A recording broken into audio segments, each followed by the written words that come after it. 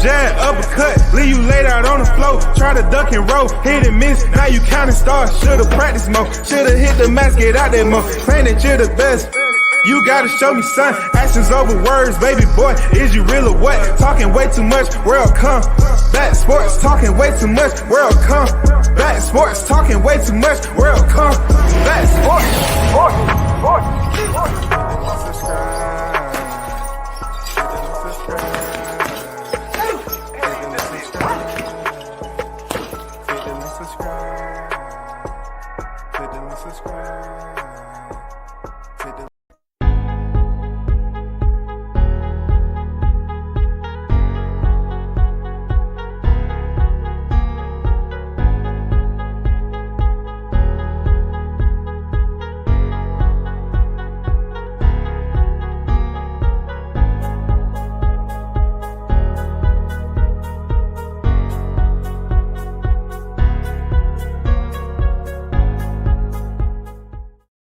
Once again, you're tuned in to World Combat Sports. Salute to everyone that's in the building, man. Shout out to Mark Nash, the first on deck, man. And big shout out to the ones who's incoming. You know what I'm saying? We have some topics as always. Been pretty busy just getting things situated. And, combat sports never stops. You know what I'm saying? It's always something to talk about. And, the first topic I'm going to speak on is pretty much the Alexander Usyk situation with Anthony Joshua. So I'm just going to give y'all a little bit of time to get up in the building, and then we can chop it up. Hit the like button if you feel free to do so. You know what I'm saying? Share the content, however, whatever you trying to do with it. You know what I'm saying? It's up to you. But support the channel. That's first and foremost. Support the channel, man. Support the channel.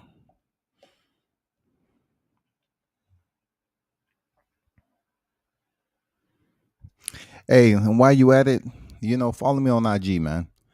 I finally just, cracked my suitcase open, my media suitcase, and start posting content that I had just to my own self. I posted periodically throughout social media. You know what I'm saying? And I cracked open the suitcase and grabbed my catalog and put it out there. You know what I'm saying? So it won't be no confusion. You know what I'm saying? And anything that I got going on as far as hard work goes. You know what I'm saying? I don't want no question marks. You can see it for yourself. My supporters, they deserve the content. The fighters that I was able to get the content on, they deserve it too. You know what I'm saying? So, check out IG.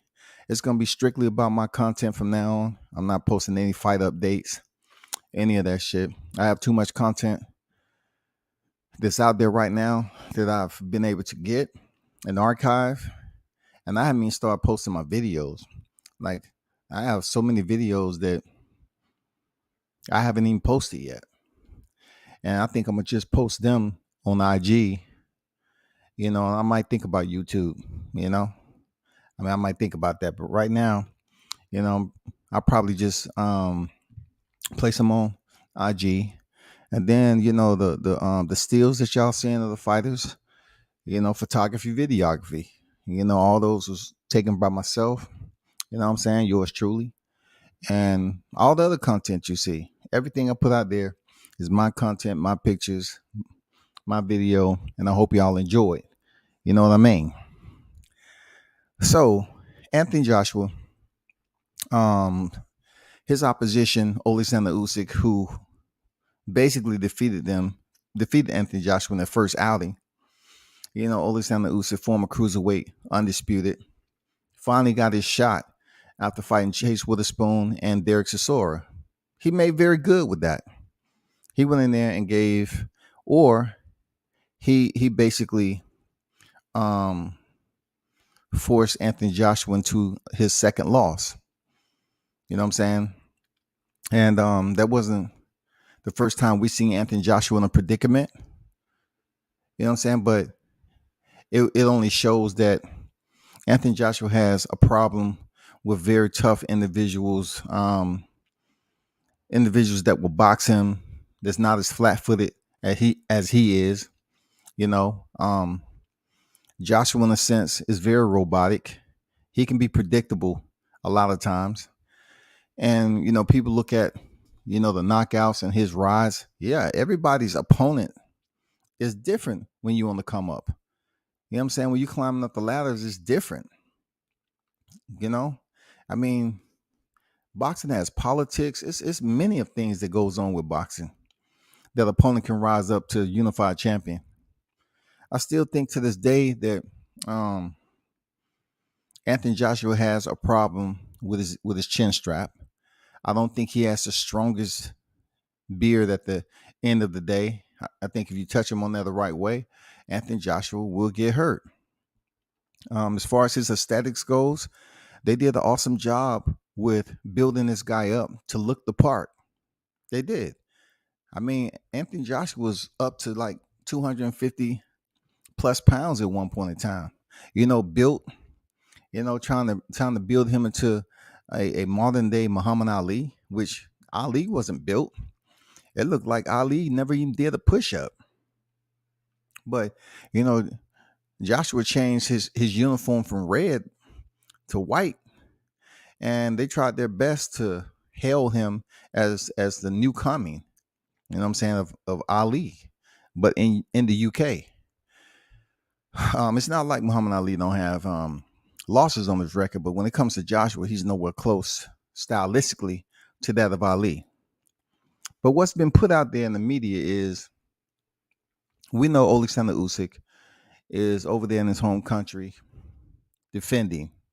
All right, so therefore, it doesn't seem like he's going to be able to return anytime soon. With that said, Joshua may have to step in with another fighter. And that not just any fighter, not just a fighter that we have no idea who he is, not so much a Daniel Dubois, you know what I'm saying, not a Joey DeWeco. You know what I'm saying? I mean, there's plenty of fighters that would definitely like that Anthony Joshua dance and the paycheck that goes along with it. But I don't think it's going to happen. But Joe Joyce's name has been thrown out there. Joe Joyce, as you remember, he not only shut down Daniel Dubois, but also he shut down his eye too. You know what I'm saying? At the beginning of the fight, when Joyce was popping with that jab, and Dubois' eye was blinking. You know what I'm saying? Pop, pop, pop. The eye blinked to the point where it was so swollen that it was like, how it was trying to blink, but it couldn't say nothing. Because all during the early part of the fight, it was like, hey, Daniel, move your fucking head, dude. Move your head. He's only throwing one punch. Move your head. I'm hurting. Okay, dude. And then all of a sudden, communication ceased. Why? Because his left eye couldn't speak up no more. Because Joyce was like, pop, pop, pop. It would sound like Jermell Charlo on the interview with Brian Custer. Pop, pop, boom, bing, boom, pop, pop, bang, ding, dong. He's making all those sound effects with his damn jab. But anyway, he might face Joe Joyce. So that's very interesting. Why? Because to me, Joe Joyce is much more athletic than Joshua. Now, if is he a better boxer? I can't say that. You know what I'm saying? A part of me said that Joe Joyce has more heart than Joshua. He only had 13 victories. That don't have nothing to do with a fighter who fought another sport and he came over kind of late, right? So I'm looking at Joe Joyce as an opponent, in my opinion, that might be a bit smarter than Anthony Joshua if he gets the shot. Will it be a fight I watch? Yeah, probably. Because I just want to see Joshua in there with some of the up and coming, supposedly stars. And we all know Joe Joyce is on the fast track. He's an older guy. He's on the fast track. And if this is indeed coming to fruition, he gets his shot. Okay, it's not the shot that you think, though. It's not the shot that you think. Usually, when you hear that phrase, the shot, you're saying, damn, he gets his title shot and everything. But no, not this case. No, not this case. He gets the shot for the name, just like Yordenis Ugas was able to get the shot for Pacquiao.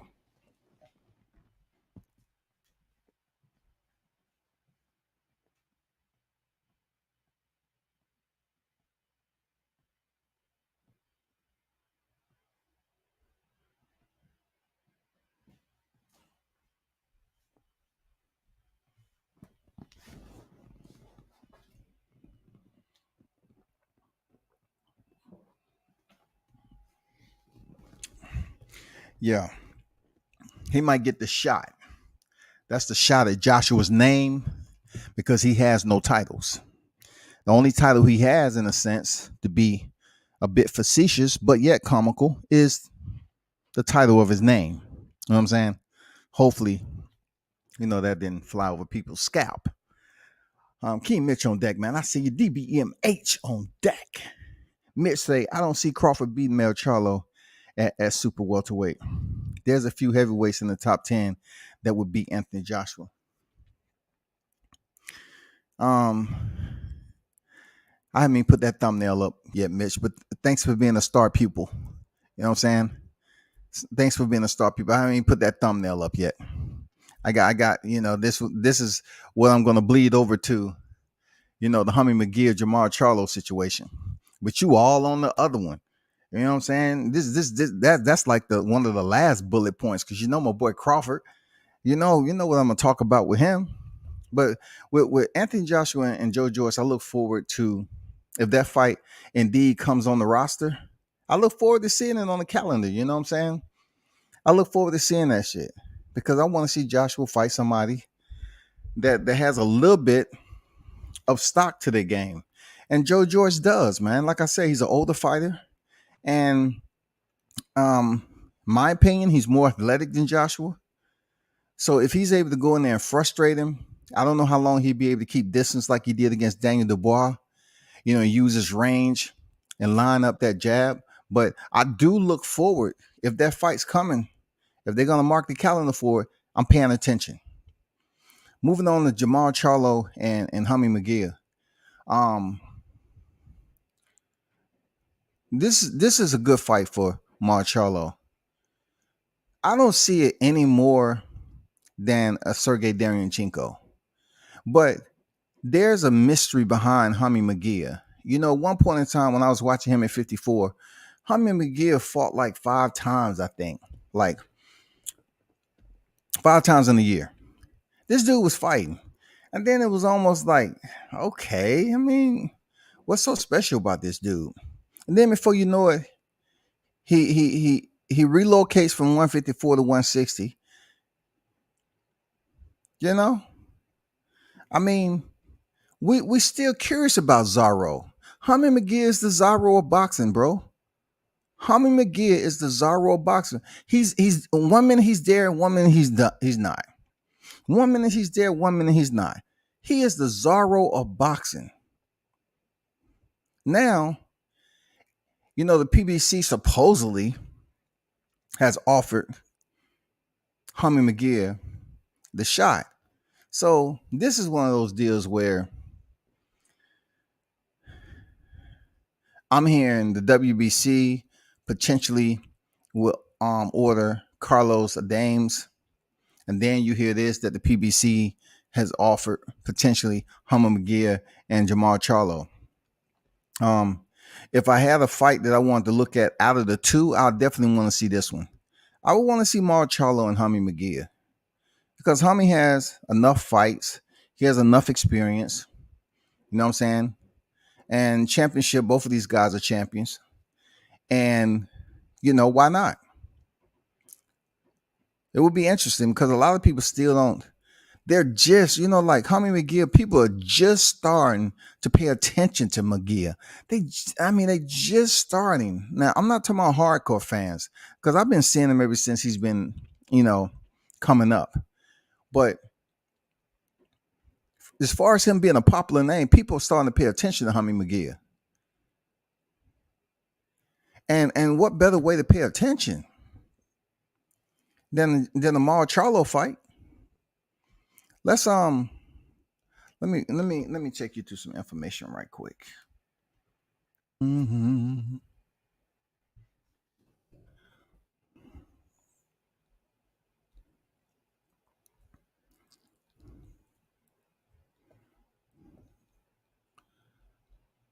If y'all in the building, hit the like button. Do me that favor. I would appreciate it.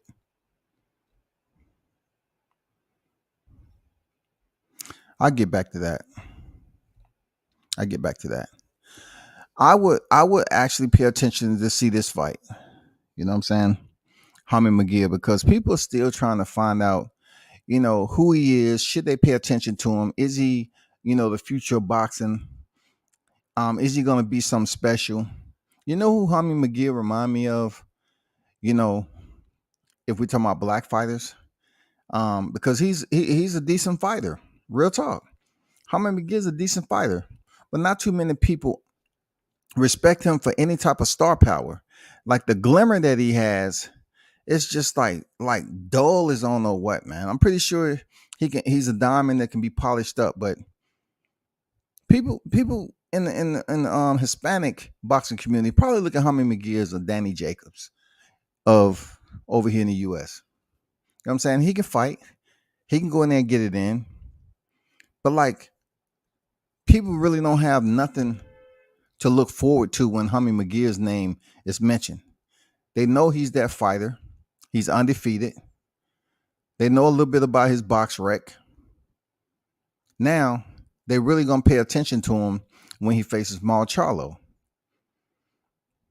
what I'm saying? They're gonna pay attention to him.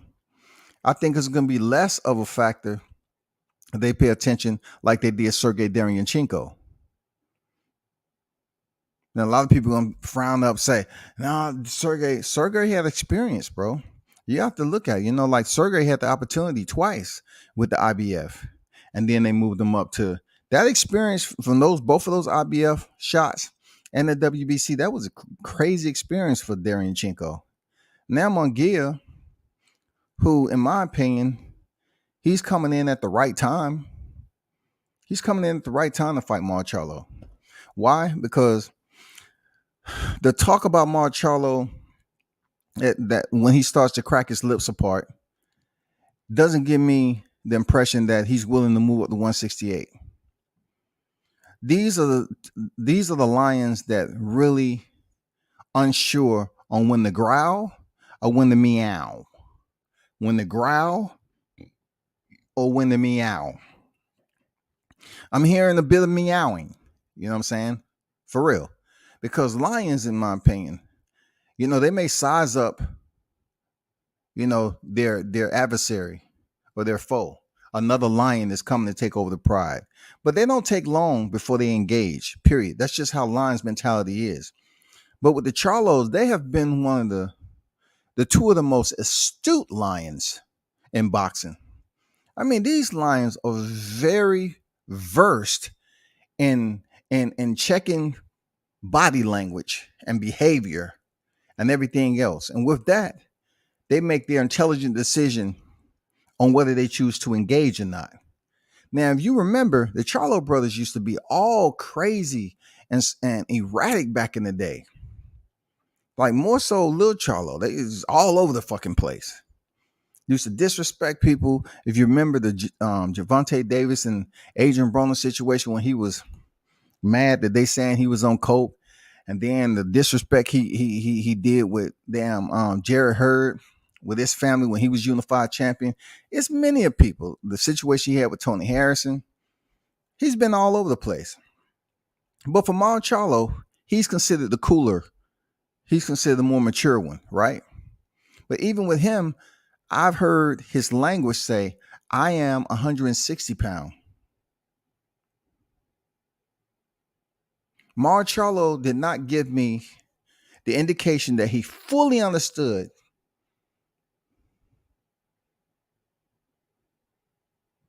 what his responsibility was as a lion. We've seen fighters move up weight classes.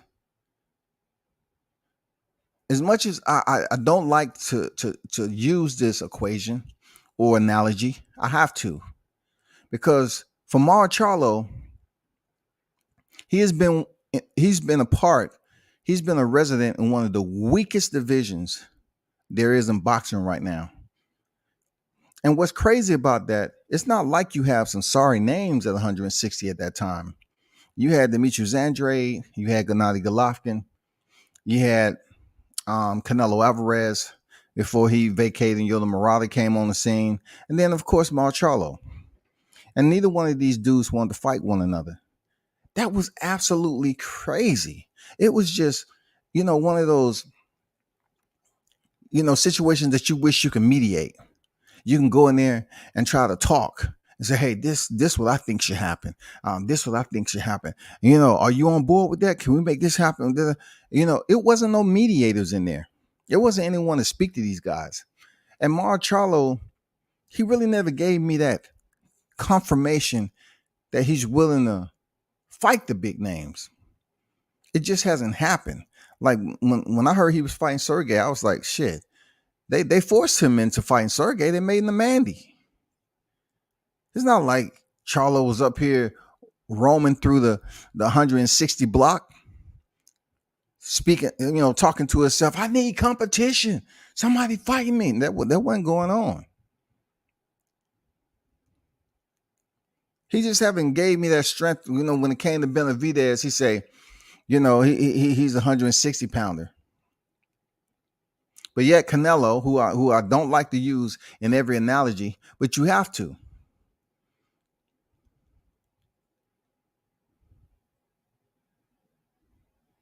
Canelo's moving up divisions like he's pressing buttons on the elevator.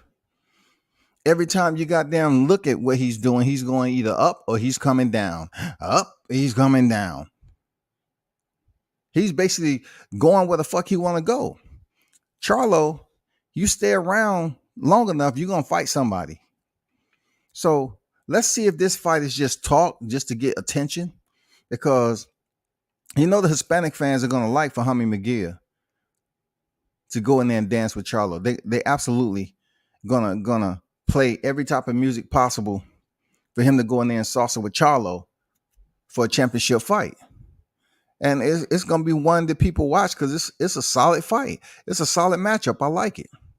But I'm not sure when it comes down to it if Charlo wants it. If Jermell Charlo wants it, I'm not sure if he really wants that shit. That's my biggest question, because Maul been, for him to be a lion, I don't see Maul making these concise decisions like you would if you confident in yourself. He said, I'm 160 pounder. That threw me for a loop. I say, God damn, this line's only though. Andrew Charles on deck, man. What's good? Jermell Charlo versus Munguia is a great fight. Good fight for both guys. Big step up for Munguia. Very fan-friendly fight. I got Maul by decision. I don't know. I have this as a 50-50 fight, bro. I have this as a 50-50 fight. I know people are going to be tripping, but I've been watching Munguia for a minute. He's not a soft touch, bro. He's not a soft touch, man. That's all I got to say about that. He is not a soft touch. Munguia is very, very experienced from Tijuana, Baja California, Mexico. He's 39-0, 31 knockouts. This is a 50-50 fight, bro. This is a 50-50 fight. Real talk. It is a 50-50 fight. It's been a long time since we've seen him with Saddam Ali. You know what I'm saying? Look, that title shot right there was one of the weakest ever. More so for Saddam Ali, but he scooped it up. But he has the experience. But if you look down his resume, of course, with these victories, he did a lot in the green, white, and red. He was over there lacing up under the green, white, and red. We have to pay attention to the green, white, and red. The color association represents the flag of Mexico, and he got a lot of fights over there. What I want people to understand is it happens, man. So we just can't sit up here and blast the U.S. fighters for going over to Mexico. The Hispanic fighters, they go over there too. You know what I'm saying? So a lot of his fights, then they have his career was contended under the green, white, and red. That is truth. Now, when it comes down to resume wise, for him stepping in there with Jermell Charlo, it would be the best fighter he stepped in there with, hands down, period. You know what I'm saying? But he has some, looking at his record, you know what I'm saying, as far as the boxing records with the win-loss, he has some names on there. He does. He has some names on there. He does. Gabriel Rosado kind of messes things up a little bit. You know what I'm saying? It goes from goddamn cursive to calligraphy. You know what I'm saying? The calligraphy part gets a little, hard to understand or hard to write when it comes to Gabriel Rosado, because his record at the time was 26-13-1. He went the distance. But before he went in there with Rosado, who's a very touted veteran, and he went there with Demetrius Ballard, Rosado took him the distance. But before that, he had stoppage, majority decision, UD stoppage. This is going to be a 50-50 fight, people. Real talk. That's what I think.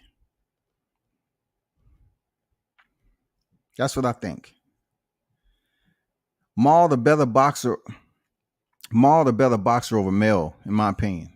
They both solid, but I like Maul's style better, and him kicking Chinko's ass impressed me. I'm cool with Munguia. I'll check the box on that. Munguia bound to get stopped eventually. Has a giraffe chin and takes unnecessary punches. His defense is improved as of late, but he still slugs it out recklessly too often.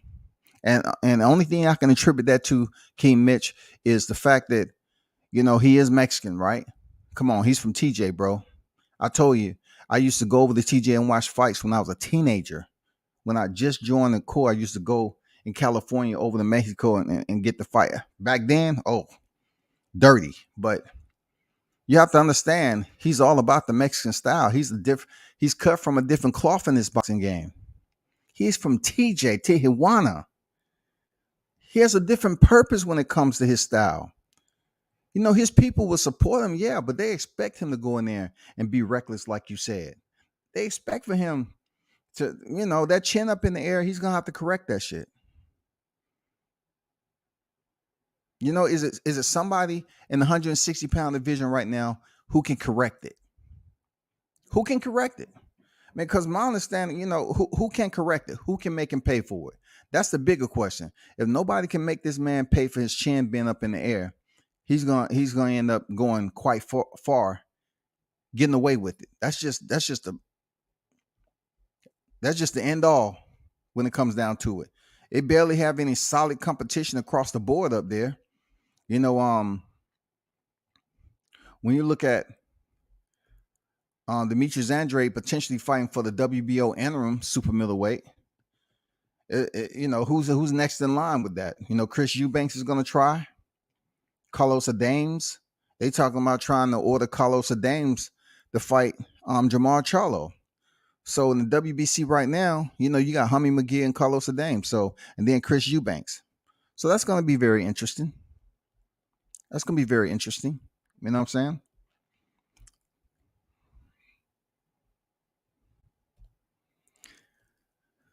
Now, him fighting Carlos Adames, man, like I just said, when the WBC to order, they're talking about potentially Munguia and Maul in May or June. So the WBC to order, what is going to supersede the other? What is going to have seniority of on the other? You know what I'm saying? This screenshot was from IG, of course. It said WBC to order Jermell Charlo to defend his title against third-ranked middleweight Carlos Adames. So, I mean, like I said before, with this media titles that put out here, it's all being spoon fed. It's all dangling. You know what I'm saying? They dangle the carrots out there. It's all about the people who has an appetite to grab a hold of it. I just have to sit back. I have to sit back and watch and see if there are different sources coming out, because they hit you from all angles. You trying to go from one carrot, and then another carrot pop you in the back of the head. And then you're like bobbing and weaving from that carrot, and then something else pop you in the head again. It's too much is going on. You know what I'm saying? We don't know if Carlos Adames is going to be next from WBC, because Hummy McGee ranked there too. You know what I'm saying? And then you hear that PBC, sending an offer to Hummy McGee. So we really don't know what's going on. We have a promotion vice a sanctioned body. We all know what the seniority is in that. We know that shit. Free Hoover on deck, man. What's good with it? Montiel took Jermell to hell and back. What you think Munguia gonna do? See, a lot of people love speaking about Montiel, but check this out. Charlo is still undefeated. So the drive and consideration for Munguia is to go in there and give him his first loss. But Munguia himself has an O on his record. You know what I'm saying? Munguia has an O on his record, just like Maul has an O on his record. This man is about to attend his 40th professional fight, y'all. This man is 39-0 with 31 knockouts. And just like they just said, he's going to present Jermell Charlo with some problems, man. I'm telling you, Munguia is cut different. Dude is 6 feet, height to height, and reach to reach. Let's see. Let's check some shit out right quick. Cause Munguia is they have him at 6 feet right now, and his knockout ratio percentage is 79.49.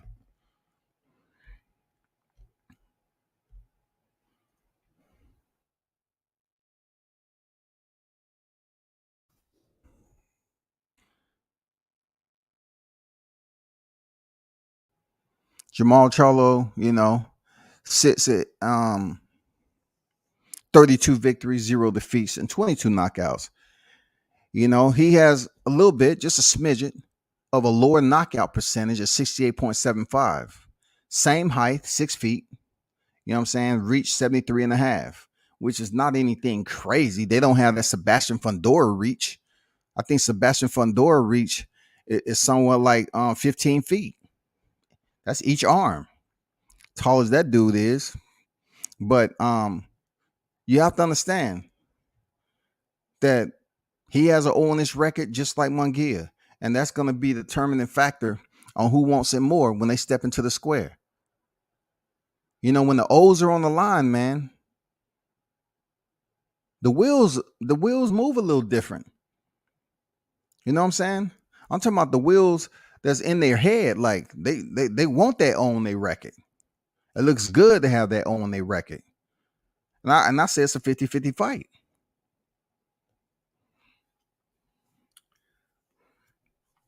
Shout out to Crush on deck. We're going to get to that. We're going to get to that.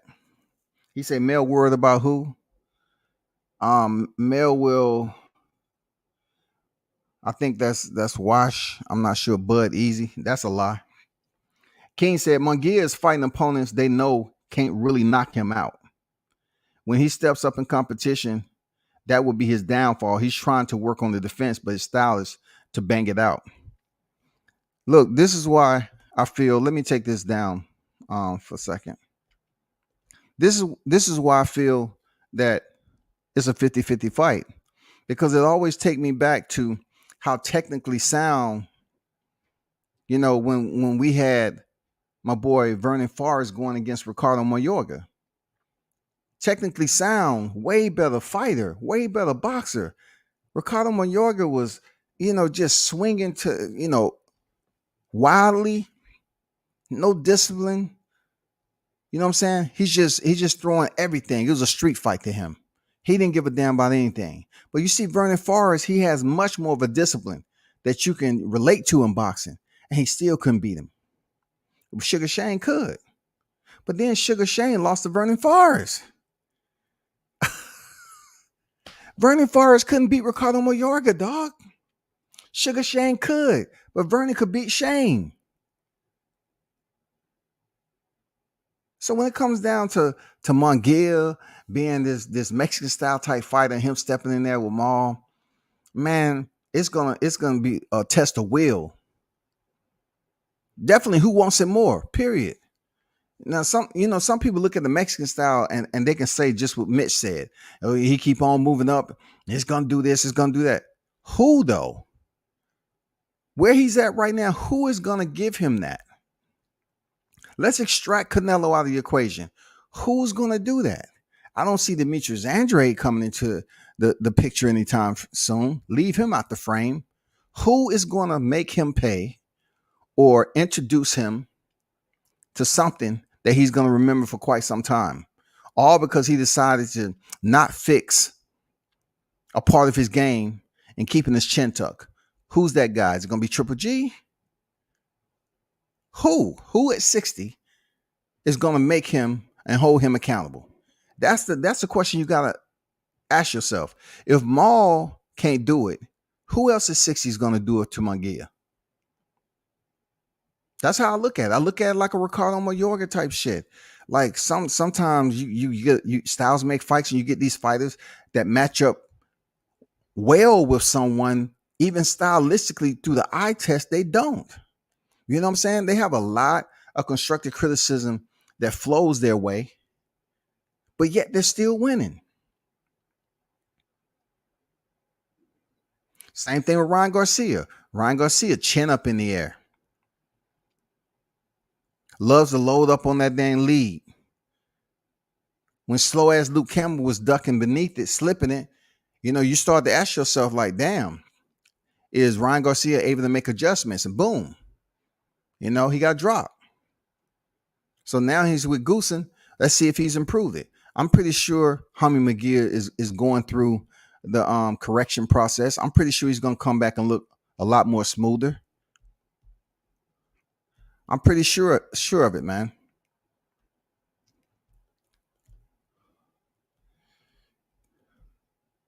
And check this out. Jaime Munguia is only 25 years old, bro. Jaime Munguia is only 25 years old, and he's sitting at 40. He's sitting on the doorstep of his 40th professional fight, y'all. This man is 25 years old. 25.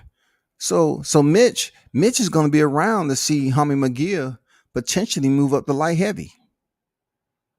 Before his career is over, Jaime Munguia is going to be a light heavyweight. So he may get up out of here 4th division champion.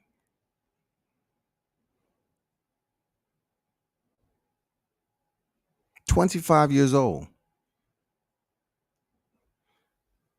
That's what happened when you start boxing early in Mexico. So get your calendar ready. You know what I'm saying there, Mitch? Get your drinks, get your refreshments. You can get your condiments together. You're going to be around to watch Munguia. 25 years old. He's going to be in the sport for another 10 years, bro. Free Hoover say Munguia versus Jermell is definitely a 50-50 fight. Yeah, for sure. For sure. Oscar been moving Munguia like a prospect. Maul is step too big for him right now. Maul hasn't looked spectacular lately, though. I doubt Oscar will allow this fight to be made right now. The man has 40 fights. He's on the doorstep of 40 fights. He don't have 40 fights. He's on the eve of 40 professional fights, y'all. I think Oscar moved him correctly. He's 25 years old. You have to take that in consideration. Oscar's moved this man, in my opinion, strategically. Not every fighter you just want to throw in there, because they might have known that Munguia is still in the growth process. They might have known that for quite some time. But look at it. Look at the amount of fights he has, and look at his age. The man is young in the game. Look at Boots Ennis, man. Isn't Boots Ennis sitting on like 28 professional victories or something like that. Boots is young as shit. They've been moving him the way they've been moving him. It's boxing. Everybody don't come in here and press the gas right off the rip and they just have success all the way up to 10, 15, 20 professional fights. And you see killers on their resume. That shit doesn't fall in line like that. I don't see any difference between Jerron Ennis and Munguia the way they was moved. They was moved accordingly, the way they team saw fit. They have a pretty good amount of fights. And they still waiting for that big name. And it's gonna come for both of them. That's the way I look at it. Stephen Wood on deck. What's good? Munguia, monster. Munguia's a dangerous fight for Charlo. It is, man, because he's definitely going to present much more of a threat, so to speak. It's in my opinion, than Darren Chinko did. Darren Chinko is tough, man. But Darren Chinko has wear and tear. A lot of people saying, well, Darren Chinko couldn't have that much wear and tear than Munguia. Yeah, he does. You know what I'm saying? Much different fighter too. I give Darren Chinko his salute. He went in there and tried his best to get that one on Charlo's record. But Munguia's,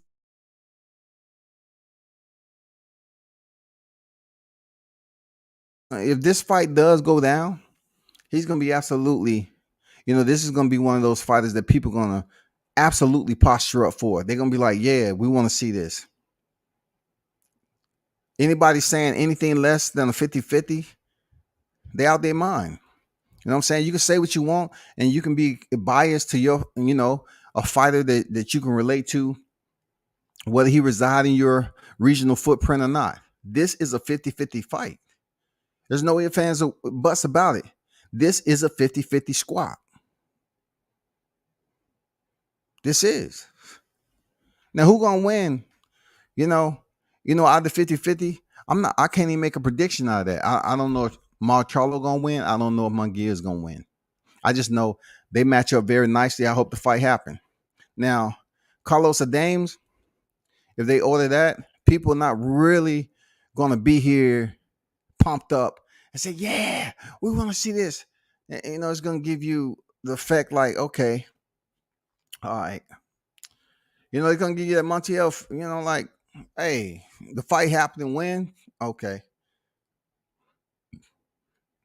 People are gonna get a bit more energized for this Munguia situation.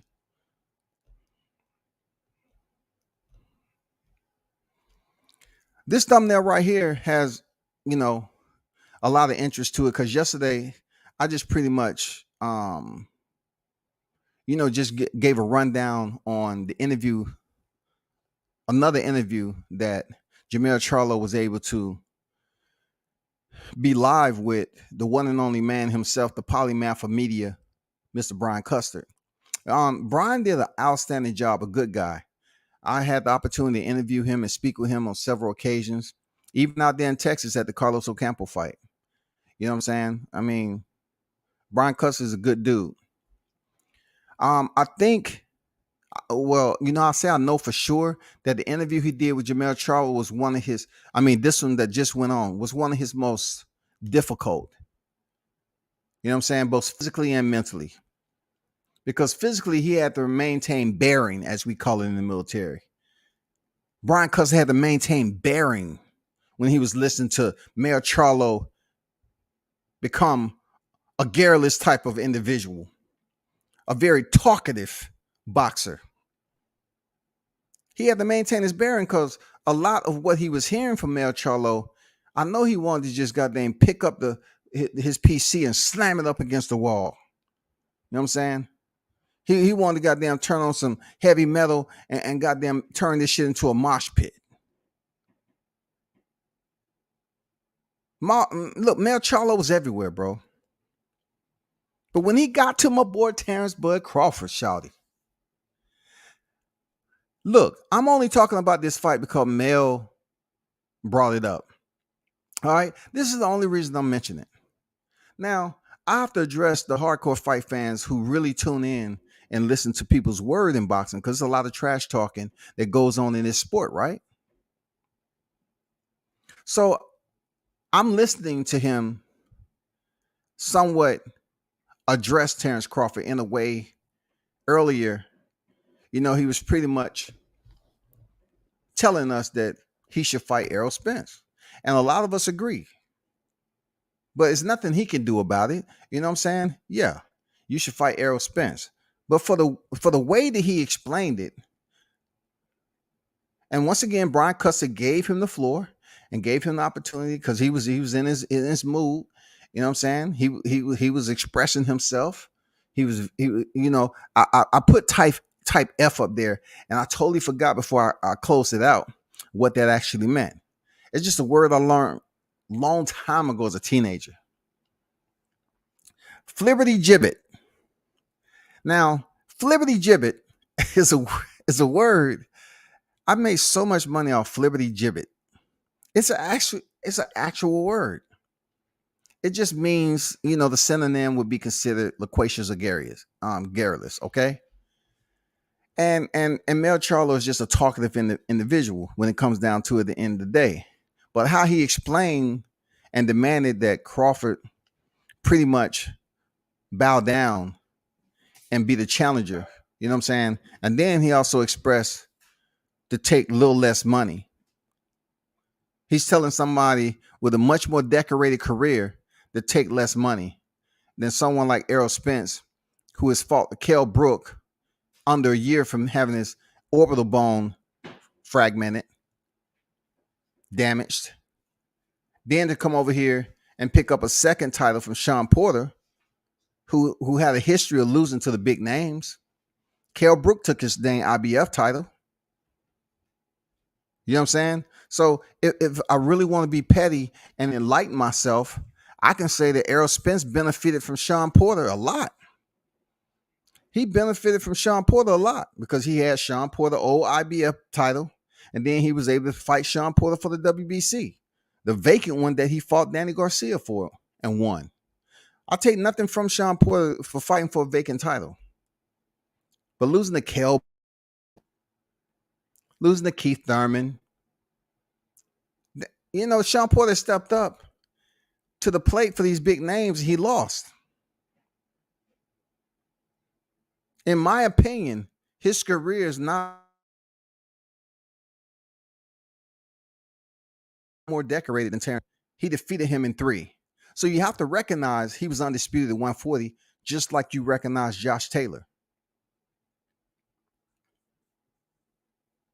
But when it comes down to Mel Charlo telling another brother he should just pretty much get on his knees and accept whatever's coming his way.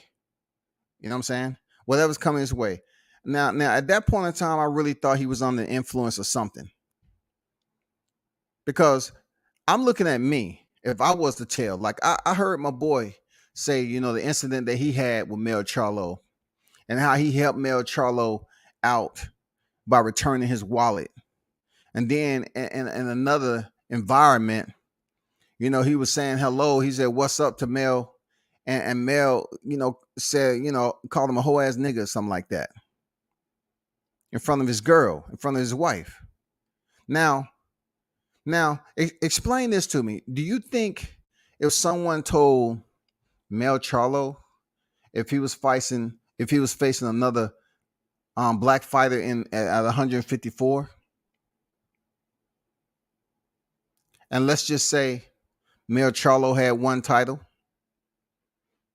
and his adversary was in a position as a unified champion, but yet Mel Charlo had much more experience to his career as far as his credentials and everything. If I was to tell him, why don't you just, shut your mouth, take less money, be a challenger, and go fight Errol Spence.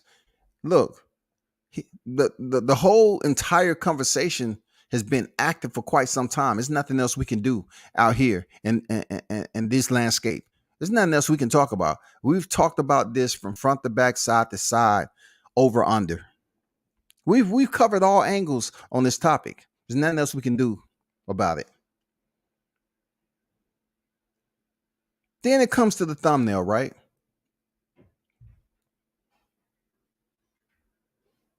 Jermell Charlo is directing Terrence Crawford to go elsewhere, knowing that you're dealing with a different type of individual that has been going from division to division to division. He's a 3-weight world champion. While Jermell Charlo has the moniker Lions Only, but it seems like he's one of those lions that's domesticated. Jermell Charlo reminds me of a neighborhood lion. You know, like the little stuffed lion that you press them in the midsection, they say roar, roar. You know, just like the Wizard of Oz line, roar, roar. That's what it kind of reminds me of with him, because he don't know what it's like to go from a different division and contend for a championship. Big bro knows though. Jermell Charlo knows, but Jermell Charlo don't have that experience. He's still sitting down there waiting and accusing Brian Castano of being on pads and everything else. Not to say he hadn't been in there with him. He fought him. He found out he was in there with the real one. He pulled out, and he's never given a fair shake. Then also, this is the same guy who said something about a scratch. Now, this is absolutely the behavior and mannerisms of the domestic cat. Real talk. Hear me out. This is the mannerisms and behavior of the domestic cat. We're talking about scratching, clawing.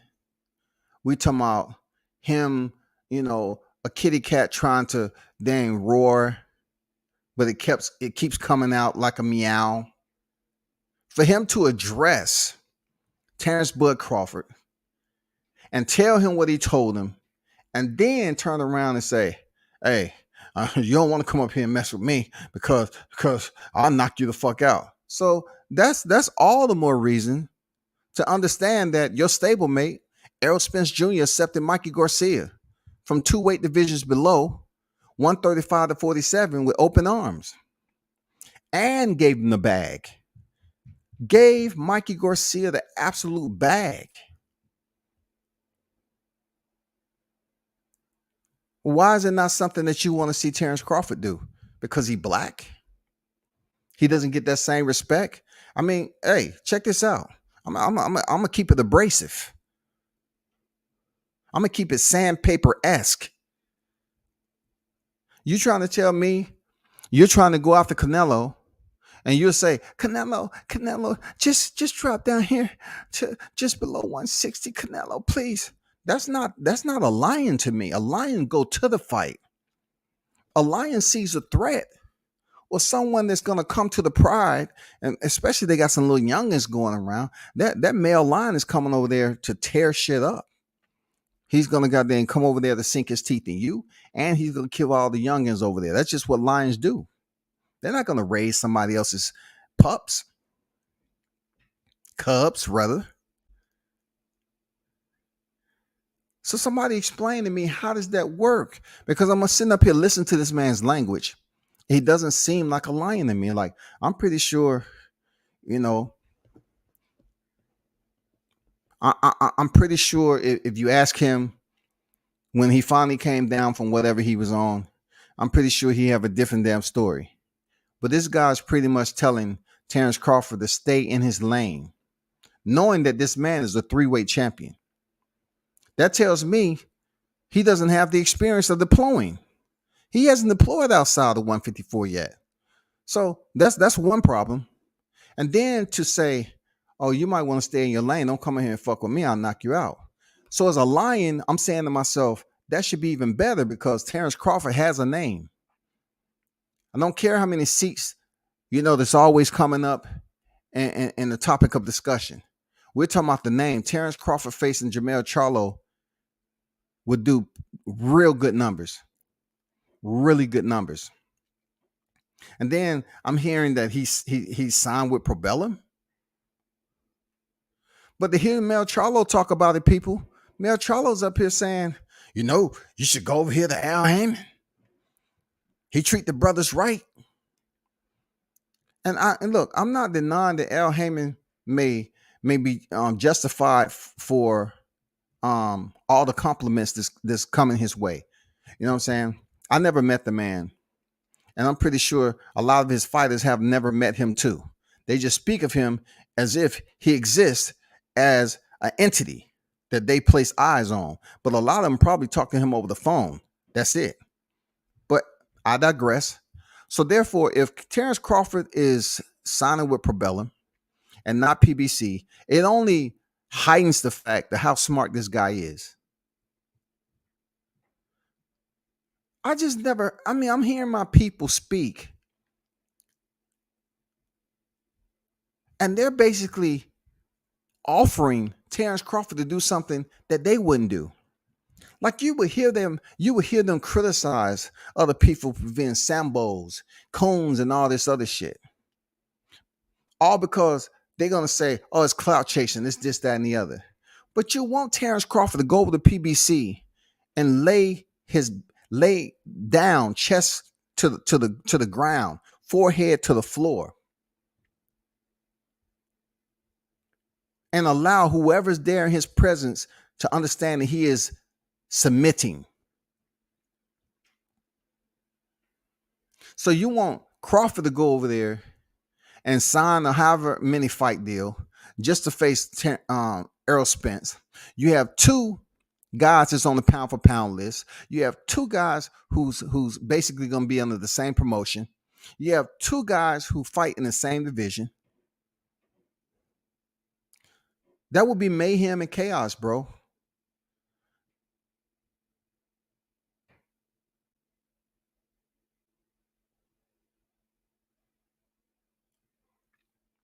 You want to talk about going over to a promotion and the first thing they offer you is a white straitjacket and put you in a room and say, we'll be back.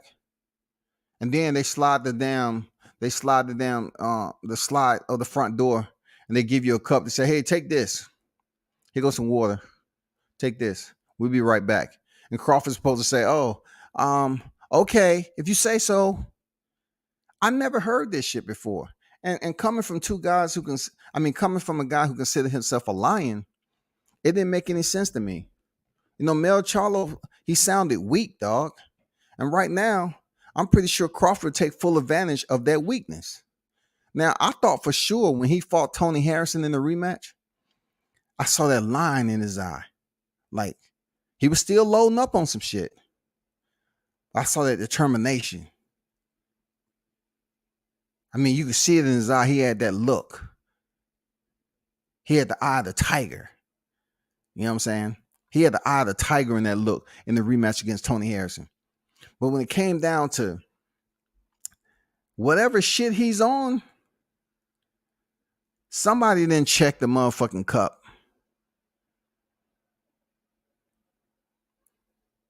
It was too many people in the room.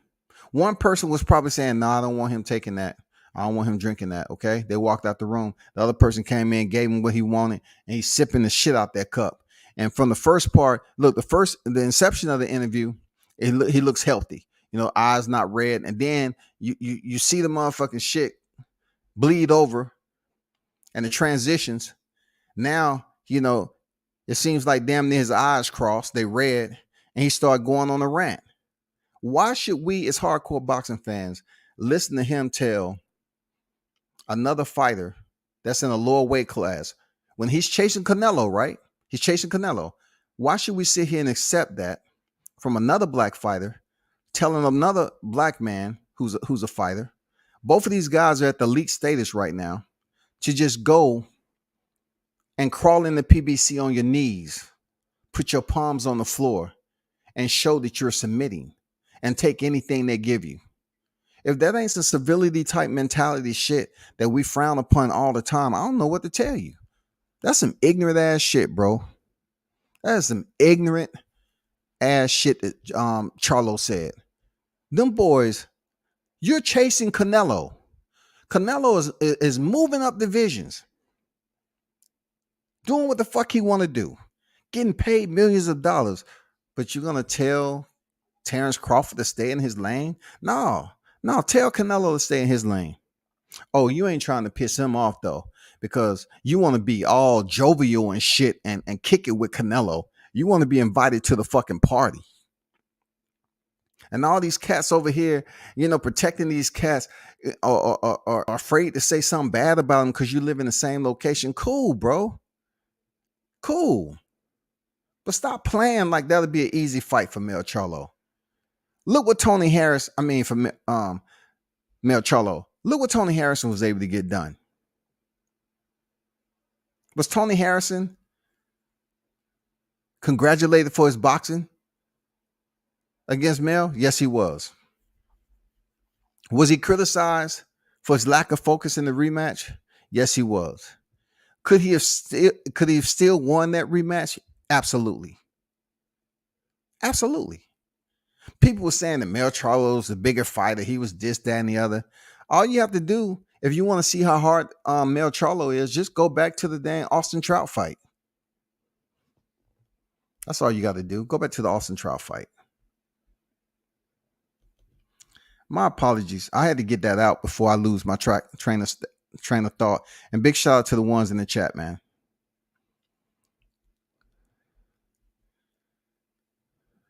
$160 is a toss-up. I don't know who the best in the division. Triple G, Maul, Charlo, Andrade, Munguia, Murata, Lara up there as well. Eubanks, Janabek dude too. And that's my point. Like, if you're the line, why don't you have control?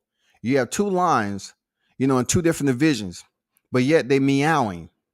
You know what I'm saying? It's almost like making Oz all over again. Look, the Yellow Brick Road is yellow for a reason, because they keep pissing on the motherfucker. They get nervous and just piss on themselves. That's why it's yellow. Brian Cuss reminds me of Braxton from the Jamie Foxx show. Nah, Braxton, he didn't have the humor of Brian Custer, bro. For real. I see what you're getting at. You trying to say all light-skinned brothers, who act distinguished, you want to call them a square, really. You want to call them a square there, Hoover. Come on now. Stephen Wood, slow down, bro. Now box office wise, but a better fight. Mel can KO Crawford. Crawford could F around and win the fight, though. Tough to bet against Crawford. I think Mel beats him at super welterweight, though. I mean, like, you have the right to your own opinion, bro. I'm not going to go hand in hand with you and with this verbal jousting shit over a fight that I know is not going to happen, Mitch. You know what I'm saying? It's not going to happen. It's good for conversation, but it's too much out there that they're going to have to take care of first. See, I don't want to keep mentioning a black fighter, but Errol Spence, he welcomed Mikey Garcia, no problem.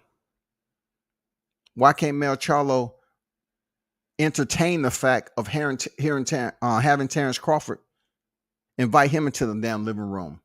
Show some hospitality. Don't sit up here and say, stay in your lane. It's just like Terrence Crawford living across from him in the same neighborhood. And he go out there, he wash all those cars, the sports cars and shit they got. And then Terrence Crawford let his dog go in the yard. And Mel Charlo say some dumb shit like, don't let that motherfucker come over here. Don't let that motherfucker come over here. I catch him over here, I'm gonna goddamn put some shit in him. Don't let his dog come over here. Some dumb shit like that. But your boy Spence let Mikey come up. I mean, it's the color shade different. If the color shade is different, is the mentality different too? Like, why would you tell somebody to stay in their lane and they're in their 30s just like you are, bro? The Charlos ain't making no sense when it comes to the brothers. I'm serious. Like, I'm surprised Tony. Shout out to Tony Harrison for getting it in and forcing Charlo to shed a tear. But Andrade get put on the damn banish list forever and a day. He still ain't talking about fighting. Andrade, 1 minute he mentioned it, and then the other minute he's not even the topic of a conversation. I hope Andrade goes up to 68 and wins the WBO interim title. I hope Andrade gets his shot, because it seems like he has more cojones than Mar Charlo does. I haven't really been too heavy on Andrade, but I am now if he indeed moves up and fight at 168, because he's saying, fuck it, let's go. While Mar Charlo is sitting there I, I don't know about this, man. I just don't know, man. Hey, Mel, what you think? What way do I look like now? I'm talking about. Do it look like I'm big enough to go up there to 68? Because David Benavidez, he should be fighting at cruiserweight. You said that, right? On Brian Custer, you said it, right? Yeah, big bro. Yeah, he should be fighting at cruiserweight. So do you think it's okay? Should I move up now? I'm not sure. No, look, no, big bro, just stay right here, man. Stay where you at, man. Fuck them niggas, man. Fuck them, dog. Stay right here. Don't worry about them. We twins. There's no way one twin could be at 54, the next twin be at 68. There's too much space in between, dog. That's how them Charlos think. They want to be close to each other. They want to be close, dog. Even when they're not in the same division remotely, they have to be in close proximity. Them Charlo brothers got to be close. What have they done great yet? Especially Mel. Mel is hoping and praying that he get these belts from Castano. The WBO. He hope and pray that he become undisputed at one weight division. Because I'm gonna be honest with you. I seriously think that Mel is content with moving at this slow pace because he just putting everything in the one motherfucking bucket. He don't have the mindset of Canelo, but he wants to fight Canelo. Maul has called out Canelo. Arrow has called, all them Texas boys is calling out a Mexican.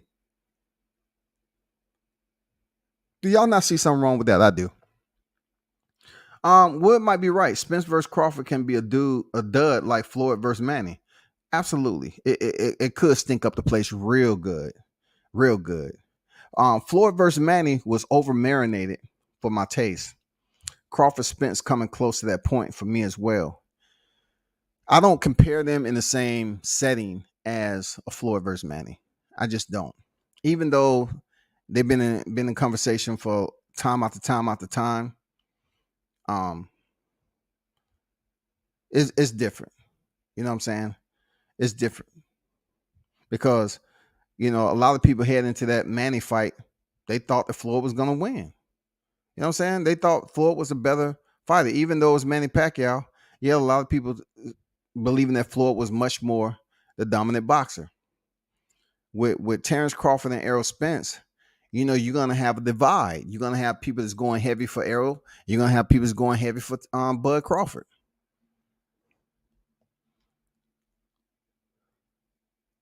Floyd, I don't see Spence versus Crawford being as eventful as Floyd and Pac.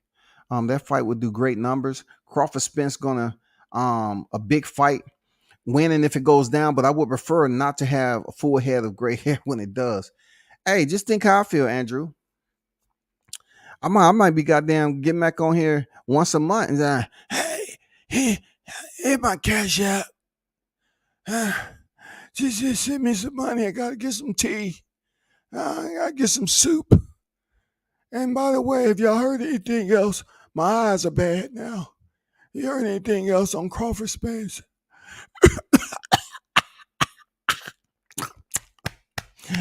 at Crawford Spence, they fought yet. I can't really see the screen no more. I'm just asking. Shit, I don't even want to. Hell no, dog. You talking about gray hair there, Andrew? Shit, I'm gonna be damn near dangling my feet in the damn grave and shit. That motherfucker 6 or 7 feet. Shit. God damn, they don't dig them 6 feet no more. That was just in the rap, in the songs, huh? Oh, that shit 10 feet. Damn. Crawford fuck around, knock off Thurman, Spence, and Charlo. Man, that would be a hell of a ride, wouldn't it? That would be a hell of a ride for Crawford. You know what I'm saying? You already know he steps on Spence. You already know my cello. You already know how that tune sounds. Them strings are tight, and when you goddamn just ding, that shit is in tune. He already steps on Spence, man. People can overlook where Spence is at right now. His physical state or whatever, but it's all good. I'm not gonna get into it. It's all good. I hope that fight happens too. Because it's much better when you see someone get stepped on rather than hearing about it. You know what I'm saying? And especially, you get to revisit the next morning when everybody do their post-fight recap. And you got to hear what all the Spencerholics are sipping on that morning. You know what I'm saying? It's not going to be that morning tea. You know what I'm saying? They're gonna be sucking on some lemons. You know what I'm saying? That shit's going to be sour as fuck. Man, dog, man. He need to go ahead and find this barber and cut that shag off, dude. That shag didn't do shit, dog. Damn, dog. I can't even believe he did Spence like that. Wow. Man, damn. You know what? I'm cutting off the comments in the live chat today. Fuck it. And then I'm putting a rule before I go live. I'll put a rule that you had to be a subscriber at least about 8 years. Oh my God, they're gonna be tight. Tell him give Harris another fight. Nah, Steven. Nah, we don't want to see that. And the reason why I said the same way, I would not like to see Caleb Plant fight Canelo. When Caleb Plant was having that conversation, to me, he was just like in the mindset of Tony Harrison. Tony Harrison, he was looking off. He just had a mind lapse, man. A lapse in judgment. Like he crumbled. You know what I'm saying? I don't know. It's almost like he was on autopilot. That's what I got from Tony Harrison. Custer ain't no Braxton. Stephen would always wonder why we didn't get that trilogy. Because, they was 1-1, but people looking at it like Tony Harrison, is he, his dad passed away. What's on his mind? What's on this guy's mind? You know what I'm saying? Is he strong enough? I mean, come on, man. I don't give a F what Mel said about what Crawford should do. The same way I don't give a fuck about what Canelo said those other guys should do. I do. I give a fuck. Because if I'm in Canelo's situation and I'm up here moving, shifting, picking up championships, doing what the fuck I want to do, and people can complain about it all they want, but if you can't do it yourself, then shut the fuck up. If he's making it look so easy that you want to complain about who he's fighting and the names that he's placing on his register, you do it. I'm not talking against. Now, I'm actually like speaking as a competitor. Like, if you see this dude doing it and he keeps on picking it up and now he's getting all this money, why can't you do it? Why are you going to sit back with your seatbelt on, raise your hand? Oh, can I please open the door? I just want to talk. Please. I got my hand out the window. Please just listen to what I have to say. Please. I want to go forward with this. Canelo, come back here and talk to me, please. Let's just put over in the emergency lane. Just have a conversation, Canelo. When I hear my people begging and pleading, I've heard all them guys, the top names over there, both Charlos and Errol Spence, both run behind Canelo Alvarez. But yet when it comes to Crawford, all they want to do is look for the damn rock on the ground. Start throwing rocks and shit. But with Canelo, they want to change their tone. They want to get the falsetto shit going. They want to have a little, Canelo, that little pitch in their voice. Canelo, please. Like it's a romance movie. Please, Canelo. Cinnamon. Come here, Cinnamon. Can I just talk to you for a second? What do you need from me to get this fight? Huh, Cinnamon, please. Just whisper in my ear. Please, Cinnamon. Just give me the shot. I need it. I want to make 10 million just like Caleb. They be pleading and begging with this dude. I haven't heard Bud Crawford plea like that. I haven't heard him. He ain't playing for no Jermell Charlo. Because he's pretty confident in what he'll give him. He ain't pleading. He said, if I get it, I get it. I don't, I don't. But I'm hearing, once again, Jermell Charlo, and Errol Spence have all pleaded, begged to be in the good graces of Canelo Alvarez for a fight. Why would Errol Spence want to fight Canelo Alvarez? What division? You're at 147. What division do you think he's going to oblige you with? Now, people get it twisted about Sugar Ray Leonard and Donnie Lennon. It was a lot on the line for that. You know what I'm saying? That fight was special. We're talking about Sugar Ray. We're talking about the light heavyweight Donnie Lennon. Donnie the Blonde Lennon. The reason why they fought at the catchweight was for different reasons. But Mel Charlo asked Canelo to come below 160. You don't deserve that, Mel Charlo. Why would he, once again, do all the heavy cutting? All right, because we had heavy lifting. Why would he do all the heavy cutting, the strenuous cutting, and drop below the catchweight of 160? That sounds stupid as hell. Real dumb as hell, man. For real. D-Ray Promotions on deck. What's good? D-Ray, I'm just now recovering from last night live. The boxing plug, what's good with you? Manny was out boxing, knocked out before the floor fight also. That's why I did not care about the Mir Khan and Kell Brook fight too. Different eras. Young Manny was knocked out early in his career cold. He started boxing at a young age too. I mean, you go to the Philippines, rather, they have a lot of young fighters over there, just like Thailand. They have a lot of Muay Thai strikers. And these kids go through hell and back over there. You know what I'm saying? So, yeah. You know what I'm saying? You're right. But I had a much more vested interest in watching Kell Brook and Amir Khan for some strange reason. You know what I'm saying? For some strange reason, I was rooting for Kell Brook. You know what I'm saying?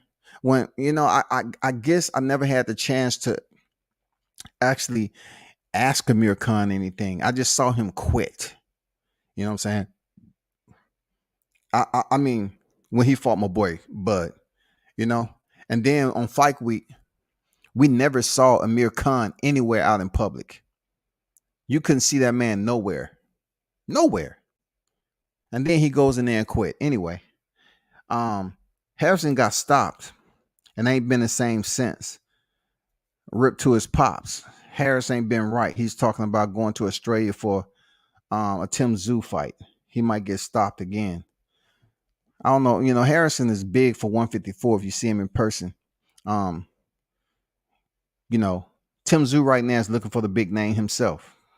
And you have to look Bakram Motarayev, and also Tim Tszyu. They're names that could potentially face Mel Charlo also. They sold Khan. They said Khan versus Brooks sold 500,000 PPVs. They might as well rematch that shit. Yeah, man. You know, they had a different type of following. You know, it was weird, but nobody wants that trilogy, Harrison versus Charlo. No, nobody wants that. Canelo been rewarding those guys for waiting for him. All of a sudden, he wants them to fight each other. Truth is, they don't have the belts for Canelo to collect. Canelo picking up trinkets. Mitch, I disagree, bro. I disagree, my brother. Because if they are trinkets, they're being appraised at high value there, Mitch. You trying to tell me I can go out here and collect a pocket full of trinkets and I take them to the jewelry store knowing that they're trinkets, but yet they're giving me high appraisal value and I'm cashing out on them and I'm getting high dollar? Who's winning? Who's winning? The person with the trinkets, right? Because to what you're saying, he's collecting some type of hardware that doesn't have any value.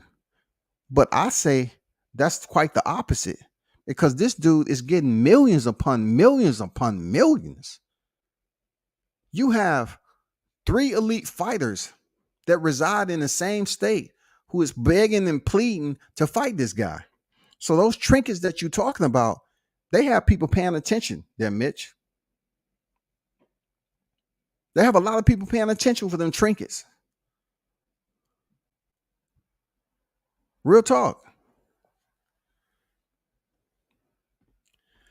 The Boxing Plus say Arrow and Charlo are willing to knock people over at the fights to talk to Canelo about getting a fight.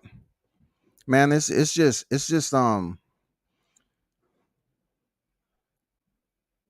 a bit disappointing, really, because as much as black people, we have pride and considering ourselves to be strong-minded individuals, right?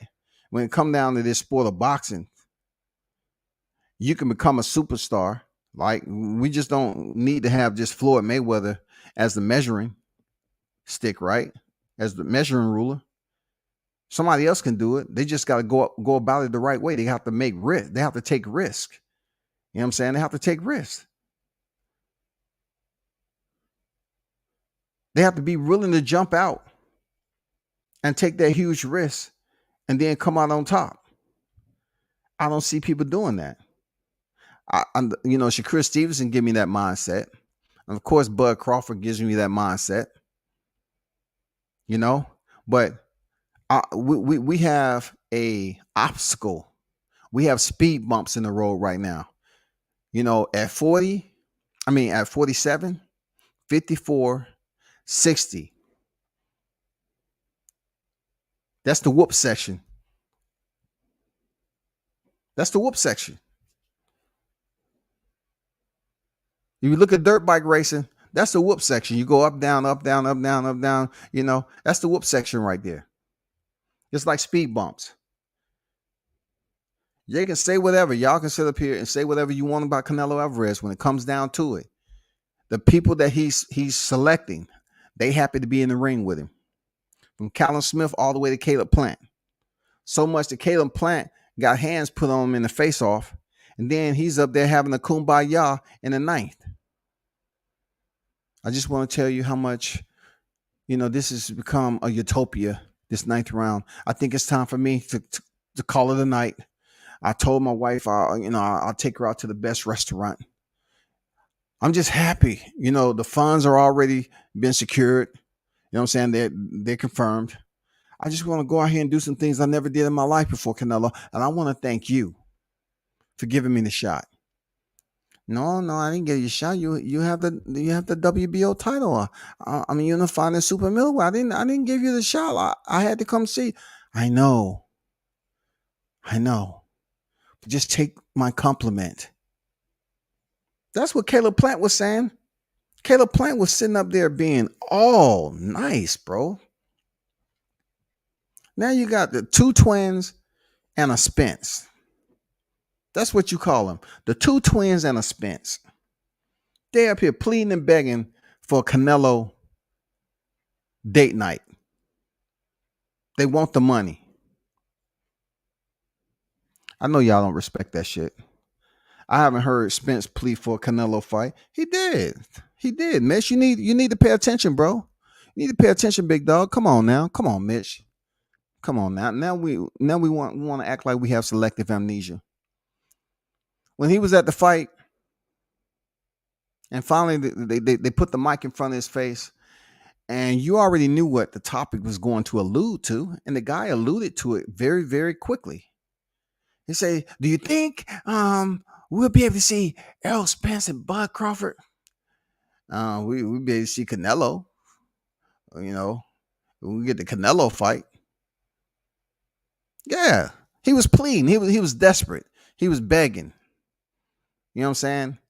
He was acting desperate because everybody has been asking for this Crawford Spence fight, but yet you had the opportunity on live television to speak up, and then you talk about Canelo. We get Canelo, and then they ask him who's the best pound for pound. And my Brian Custer, Errol Spence, who's the best pound for pound? Canelo. He wouldn't dare say Crawford. He wouldn't dare be a brother supporting another brother and say Crawford. He's going to say Canelo because he wants that fight. Which one of the three is talking shit about Canelo? Which one of the three is pulling up their motherfucking jockstrap and goddamn saying, hey, I want that work. with Canelo? Which one of them? I see them all being nice, dog. That whole trio, that entire trio is being extremely nice to Canelo Alvarez.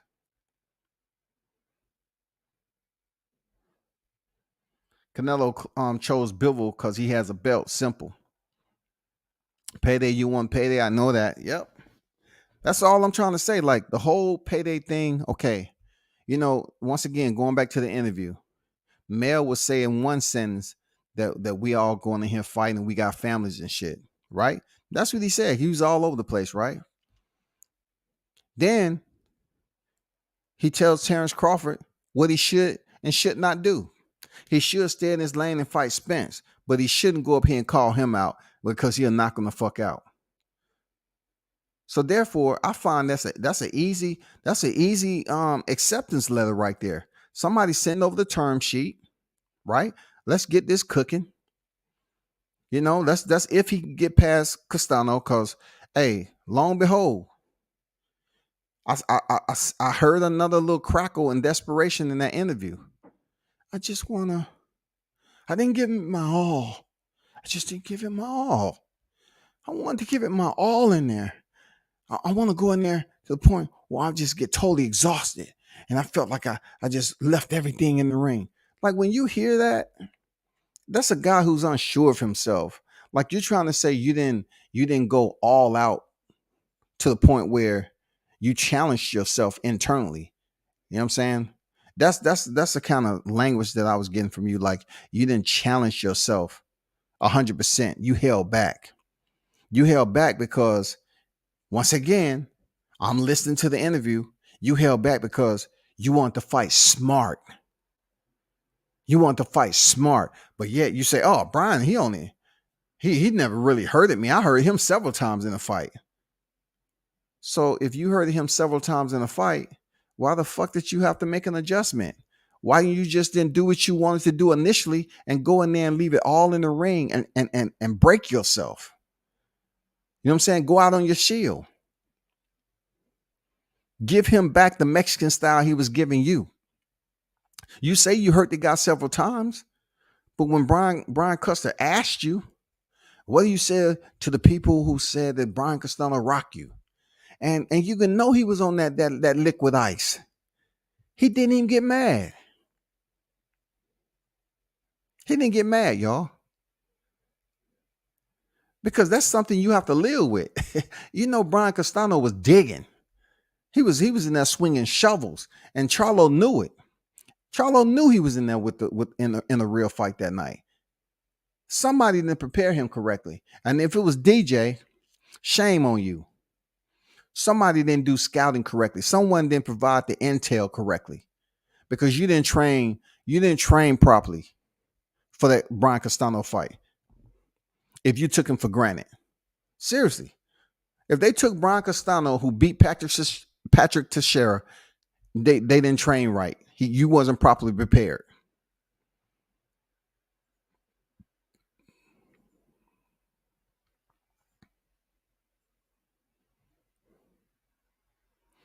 I'm not saying, I'm talking about Canelo. I'm talking about Canelo coming out of the mouth of dang Errol Spence and the twins, the two twins and the Spence. And they the ones that want to fight him. So they're gonna say everything all nice. It's hard to argue that Canelo is not pound for pound, no matter how people like him or don't like him. It's hard to argue that man is not pound for pound right now. But Terrence Bud Crawford is up there, top pound for pound too. And matter of fact, he's in front of Errol Spence. And then, not to mention, I know some pinkaboos. I know them earlobes are freaking pressed up against the damn mic. Jermell Charlo is nowhere on the pound for pound list.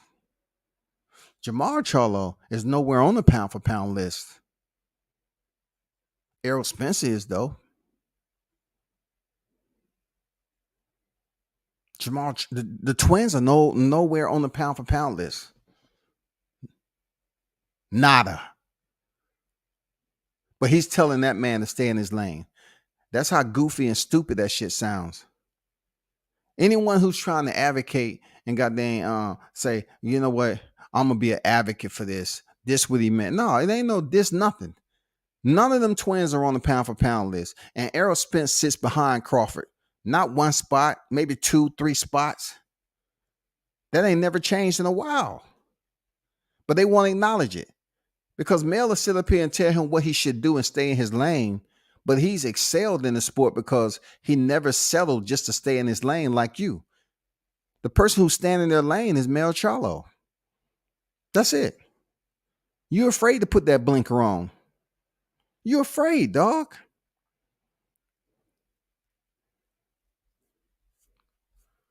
Because you see that big rig traveling over there in that next lane from Omaha, Nebraska. You see it.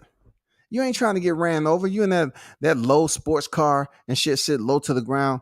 Man, that big rig won't even goddamn the channel, the station won't even change running over that little car. Run over that motherfucker, keep on going, dog. Stepped on them, kept on pressing the gas, dog. You won't even acknowledge the credentials. You're telling somebody to stay in their lane because you're comfortable with the lane you in. You don't want to take a risk to move outside that lane because you're not confident. You're not confident to make that move. He's excelled in the sport 3 weight divisions because he never got comfortable with just settling. Then to come up to welterweight and get and go get a title right off the rip, have 6 straight stoppages. Come on, man. Who's doing what? Who's doing what, man? Then Terrence Crawford fights 2 common opponents of Errol Spence, right? 2 of the biggest names on his resume. Kell Brook and Sean Porter. Kell Brook and Sean Porter. And then both of those wins, which are common opponents of Errol Spence, he gets very little credit for, only because they want to put years in between them. They want to put years in between them. But yet, if Errol Spence would have fought Pacquiao, they would have been up here tap dancing in the streets. Put your lighters up. Put your lighters up. They would have been tap dancing in the street. Oh, God, he beat Manny Pacquiao. That was the best, man. No. Fuck that. Fuck that. I'm going to kick you. I'm going to put you on timeout. Fuck that. Don't come over here talking that shit. Manny Pacquiao just defeated Keith Thurman. He still was good. He still had goddamn his boxing wits. He still has some tread on the tire. You can't take that away. You a hater, dog. You a hater. But yet, Errol Spence gets on here and dilutes your Dennis Ugas win over Manny Pacquiao. He absolutely dilute the shit out of that motherfucker, dog. It's about, we know that. I want to say, yeah. And say, that's my whole thing.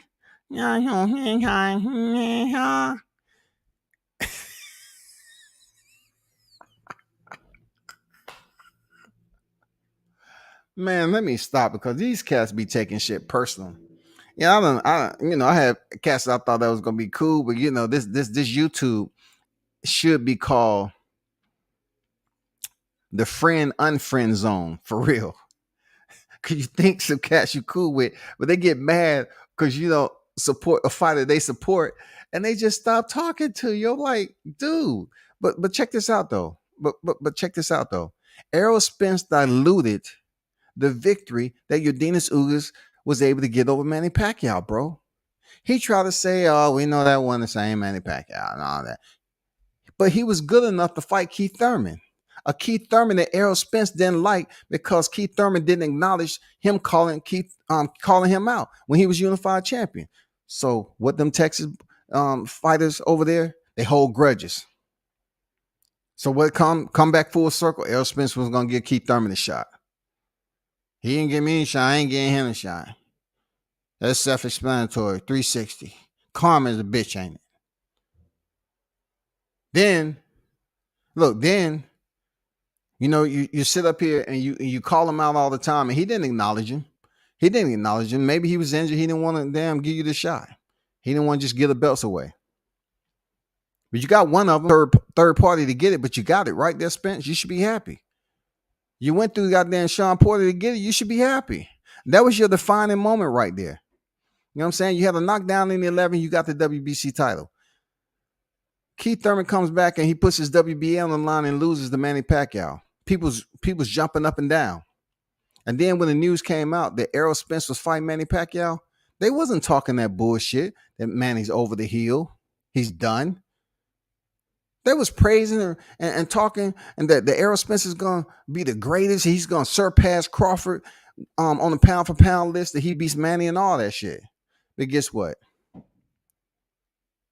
Due to the injury, he wasn't able to step in the ring with Manny, and Yordenis Ugas got the win. So I think Errol Spence should be fair and give Ugas his respect for defeating Manny Pacquiao. He has a Manny Pacquiao on his resume, dog. That's what Errol Spence will freaking lose sleep over every night, that he wasn't able to get Pacquiao on his record. Because then the Spencerholics on YouTube would have been able to talk about Kell Brook, Sean Porter, and check this out, y'all. He has Manny, the Filipino sensation, 8 division. You know, they would have been ranting and raving. Crawford ain't got shit on him. He don't have no Manny. But goddamn it, he has a Kell and he has a Porter. He has a Kell and he has a Porter. We don't need a DSG. We don't need a DSG, dog. We don't need a DSG. We got a Kell and we got a Porter. Deal with it. We don't need a DSG. We don't even have a Ugas. You get the Ugas, bro. You know what I'm saying? Errol gets the Ugas. He just have to make it to the square. And hopefully he go in there and he'd be able to, you know, get that victory. I'm not wishing any bad on him. I am going for Ugas, though. That's not wishing bad on him. I'm going for Ugas. Because a big part of me believes that Ugas will fight Terrence Crawford. Another part of me is thinking that if Errol Spence wins the dang 3 belts, he said it ain't going to be about numbers and percentages, but it might be extremely difficult for him to prolong the fight several months after, because he really don't want to take the fight. Kevin Jones said PBC protecting boxers' careers. Dang, somebody coming in here just throwing damn grenades up in this bitch. I recall Spence saying 70-30 out of his mouth about Crawford while simultaneously trying to get Canelo to waive him. But I wouldn't call it pleading either. I would call it pleading.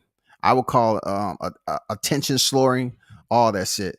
And by the way, Andrew, I don't know if you know, but I try to speak just a little bit like on the simplicity of dialogue. You know what I'm saying? When you use words like simultaneously, you know, people might get mad at you like they do me, Andrew. Just be careful about that, man. I don't want any of the wrenches trying to, you know, drop me message and say, hey, that dude Charles, he's putting that simultaneously up there. I don't know what the fuck is his deal, dog. What the fuck is his deal? Tell him to speak regular. Mel spent half the interview talking about paired testing, but I'm willing to bet he wouldn't keep the same injury for Canelo. I get that. Andrew, how do you get that, though? How do you get that, Andrew? Bro, you better than that. How do you say you get it? I don't get it. Keep the same energy for everybody. Canelo pop for clenbuterol. Is he going to bring that up? He's going to be the nicest person doing the lead up. He's just hoping and praying he gets to fight. Him and his brother. How can your brother be sitting up here requesting the fight, and then you get on Brian Custer and say, Canelo, he's pleading and begging, Andrew.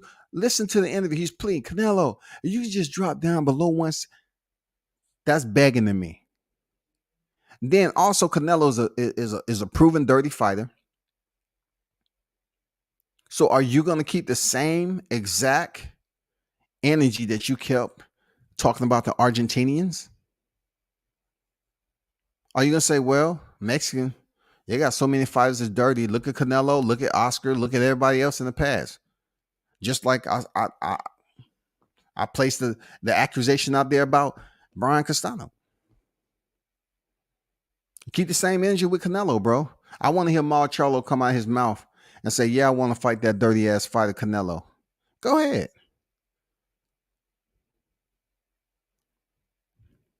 They looking at Canelo's age. They looking at their age and they say, you know what? We got a good 6 or 7 years left in the sport. So we got plenty of time to wait, man. You know, if he gives Triple G the fight, you know, he gave Abner Yildirim the fight. Abner Yildirim was out there for like 2 years, right? So, you know, you go up here with Triple G. He said he want to fight him again because he talks shit. But how does that work, though? Like, once again, I'm not trying to be a teacher and shit, right? But how does it work?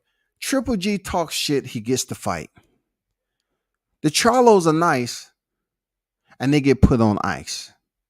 Which one is more effective? Like, who's about to get the pay? Gennady Golovkin, because Canelo said he talks shit. But when it comes to Errol, the two twins in Errol, they're being extremely nice. They ain't talking shit. I'm just trying to figure out the formula to how do you get a fight with Canelo Alvarez? So we can send that memo to the two twins and the Spence so they can somehow get that fight. That's all I'm saying. Custer said, so if Errol wants to fight Crawford, will you, Mel? Why don't he fight Errol Spence? He said, so if Errol wants to fight Crawford, will you, Mel? Why don't he fight Errol Spence? I'm not confused to that because, like I said, you have a clear understanding when a lion supposedly is talking about a scratch. A lion is talking about a scratch. A lion is telling another fighter to stay in his lane. If you come up here, I'll knock you out. That seems like a growl from a distance, don't it? You're growling from a distance, but yet you don't want no company. You don't want to go through no fights. You ain't trying to get no challenges. You ain't trying to get shit from no other line that's on the block that's trying to take over your pride. You're just trying to roar from a distance. No mane. No mane. He's just trying to roar from a distance. I don't get it, man, because that whole interview was one of the, in my opinion, he said he hadn't interviewed in 15 months. I'm saying to myself, like, dog, you should have tried 24 to 36 because you really didn't give Brian Custer the opportunity to do his JOB. You were just up there rambling on and shit. And goddamn, look, the one thing you don't want to do, like, just take it for instance, as much as I don't want to use this analogy rather. A lot of people cannot talk about Adrian Broner without mentioning Marcus Maidana. They always bring in the Argentinian on the night that he defeated Adrian Broner. But I praise both fighters because Maidana came in there and said, I'm going to shut down everything. They think you're going to come in here and walk over me? No, it's not going to happen. But yet, Adrian Broner, knowing that he didn't train correctly, he still fought his way to the final bell, man. I love looking at that fight.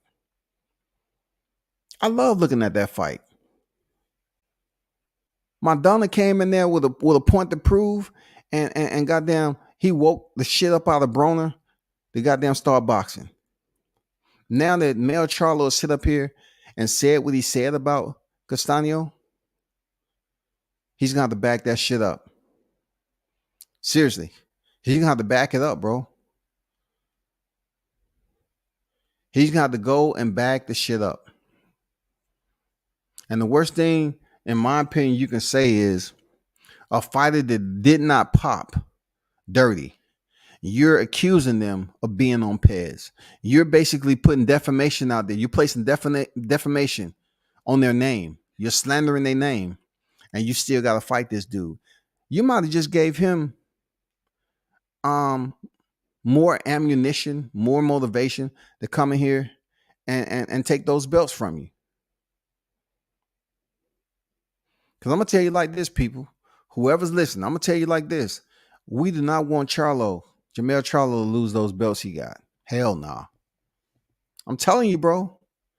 You up here thinking them Argentinians is soft. You thinking they easy work. They sweet. They food. You're going to put pads in their lap and put that accusation on there. Why you didn't do it for Tony Harrison? He pulled out and said his ankle was fucked up. You should have said the same thing for him. I think with Tony Harrison though, you didn't want to really do anything because he had the belt. You know, he gave you that work. One of the best pressers that we'll ever see in this time. One of the best pressers, Tony Harrison, Jermell Charlo. He said, I know a lot of rich dudes that are cornballs. One of the best pressers, man. You got the opportunity to listen to the presser between Tony Harrison and Jermell Charlo. That is the top two of modern day. For real. Check that presser out.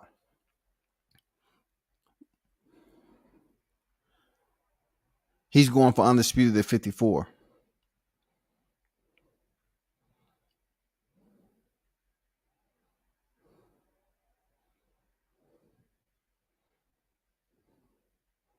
I mean, what does that mean? If I can't remember what I said, you know, but I've been saying Mel the whole time. Who did I say? We already know Mel is going for undisputed at 54. If Mel lose the belts, when I said belts plural. So let's just say if I say Maul lose the belts, you already know I'm talking about Mel. It's not something that I have to goddamn take an eraser out and goddamn scribble that shit out and then rephrase it and submit. You already know who I'm talking about, dog. You already know. We grown adults. We talking about two twins. We doing the male, male. You know what I'm saying? We already know belts mean plural, right? Does Maul have belts plural? No. Male has the belts plural, right? I'm just saying there, Roger. I'm just saying.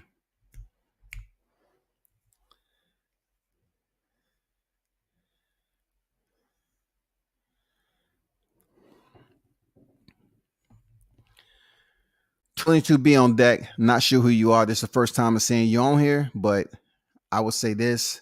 I'm not going to run with any of that. You know, I definitely fact check my shit, and I'm not going to go on an Errol Spence bashing. You know what I'm saying? You know, I say what I say about it, but I'm not going to take it and run about what his baby mom said or whatever. You know, I heard something back then, but look, as long as I've been in existence in this life, women can be vengeful also. You know what I'm saying? It's all good when they on the you know, the arm and they're reaping the benefits, some of them, and you know, living that luxury lifestyle. But then when things go wrong, whether it be from infidelity, whether it be for whatever, just them not getting along, they come out here and some of them try to slander the name of the fighter they was with. You know, they might say some shit. You know, I don't take that shit for nothing unless I read it somewhere. I got at least cite it. I need to cite it at least 2 or 3 different. I need to cite that information before I speak on it. Me saying that Terrence Crawford a step on Errol Spence, that don't need to be cited. That's just my opinion. You know what I'm saying? That's just my opinion. Baby mama don't have nothing to do with that. She might be somewhere in the stands just cheering and jumping up and down. But he said, go fight Errol Spence. Fuck with me, you'll get knocked out. Well, it's simple. You know what I'm saying? A lot of people didn't believe what you were saying on that interview there, Jermell Charlo. So with that being said, if you get the belt, like I said, I don't see this fight happening very, very quickly because he has some other people that's in line. He has other fighters that's in line, man. I don't know how he's gonna do it. Like, really, he gets all these belts. He's gonna have some people standing in line, some mandatories. You know what I'm saying? Not to mention you have Conwell, Charles Conwell. Shout out to Bad News Charles Conwell. He just signed with Probellum. He's doing a co-promotional deal with Lou DiBella. So, shout out to him making moves and everything. And also, from my understanding, he is with Split T Management, David McWaters. So shout out to Charles Conwell. That's another heavy hitter that's at 154 that people should pay attention to, dog. He's saying it's a reason why they call me Bad News. He said it's a reason. I had a press release. He's signed a co-promotional with Probellum, so he's in the running. He said he's looking forward to get that title shot. That's something serious, bro. Eventually, his baby mom is going to regret interacting with these psychotic internet boxing fans, but it won't affect me none. I don't really want to go on a situation talking about women because we're gonna, sway heavy off the topic. But I said what I said about Mel Charlo. It's one of the worst interviews that's out right now. His people are not gonna really talk about it for what it is. But it made him look bad in the worst way. He had like he didn't have control over what his thought process was. He was just basically being impulsive. You know what I'm saying? He's everywhere. He had a brainstorm moment where it was just thunder and lightning. A lot of shit was just flickering in his brain housing group. He was just regurgitating that shit. It just seems like he was everywhere. It was chaos going. It wasn't no order in there, man. He talked about, he talked about peds, he talking about bicep injury. He want to go on his phone and goddamn show Brian Castano training. Man, he was just everywhere. And then he said, the light boys want to move up. I didn't give 100%, so to speak. I want to be able to go in there and give my all. That's pretty much what he was saying. I felt I didn't give it my 100%. He was asking for help, man. It seems like he was just pleading for help, dog. Derrick James should have been sitting back there like sending him a text, dude. Chill, man. You making us look bad over here. Just chill, man. Get off that steroid situation. Get off that steroid shit. Get off this, get off that. He should have just told him, hey, Mel, why don't you just shut down the interview right now and come back? Come back another day, bro. Because you set tripping. For real. You everywhere with all these damn topics. If nobody else on here will hold him accountable for that interview and how destructive it was, then I don't know what to tell you, bro. That shit was absolutely destructive.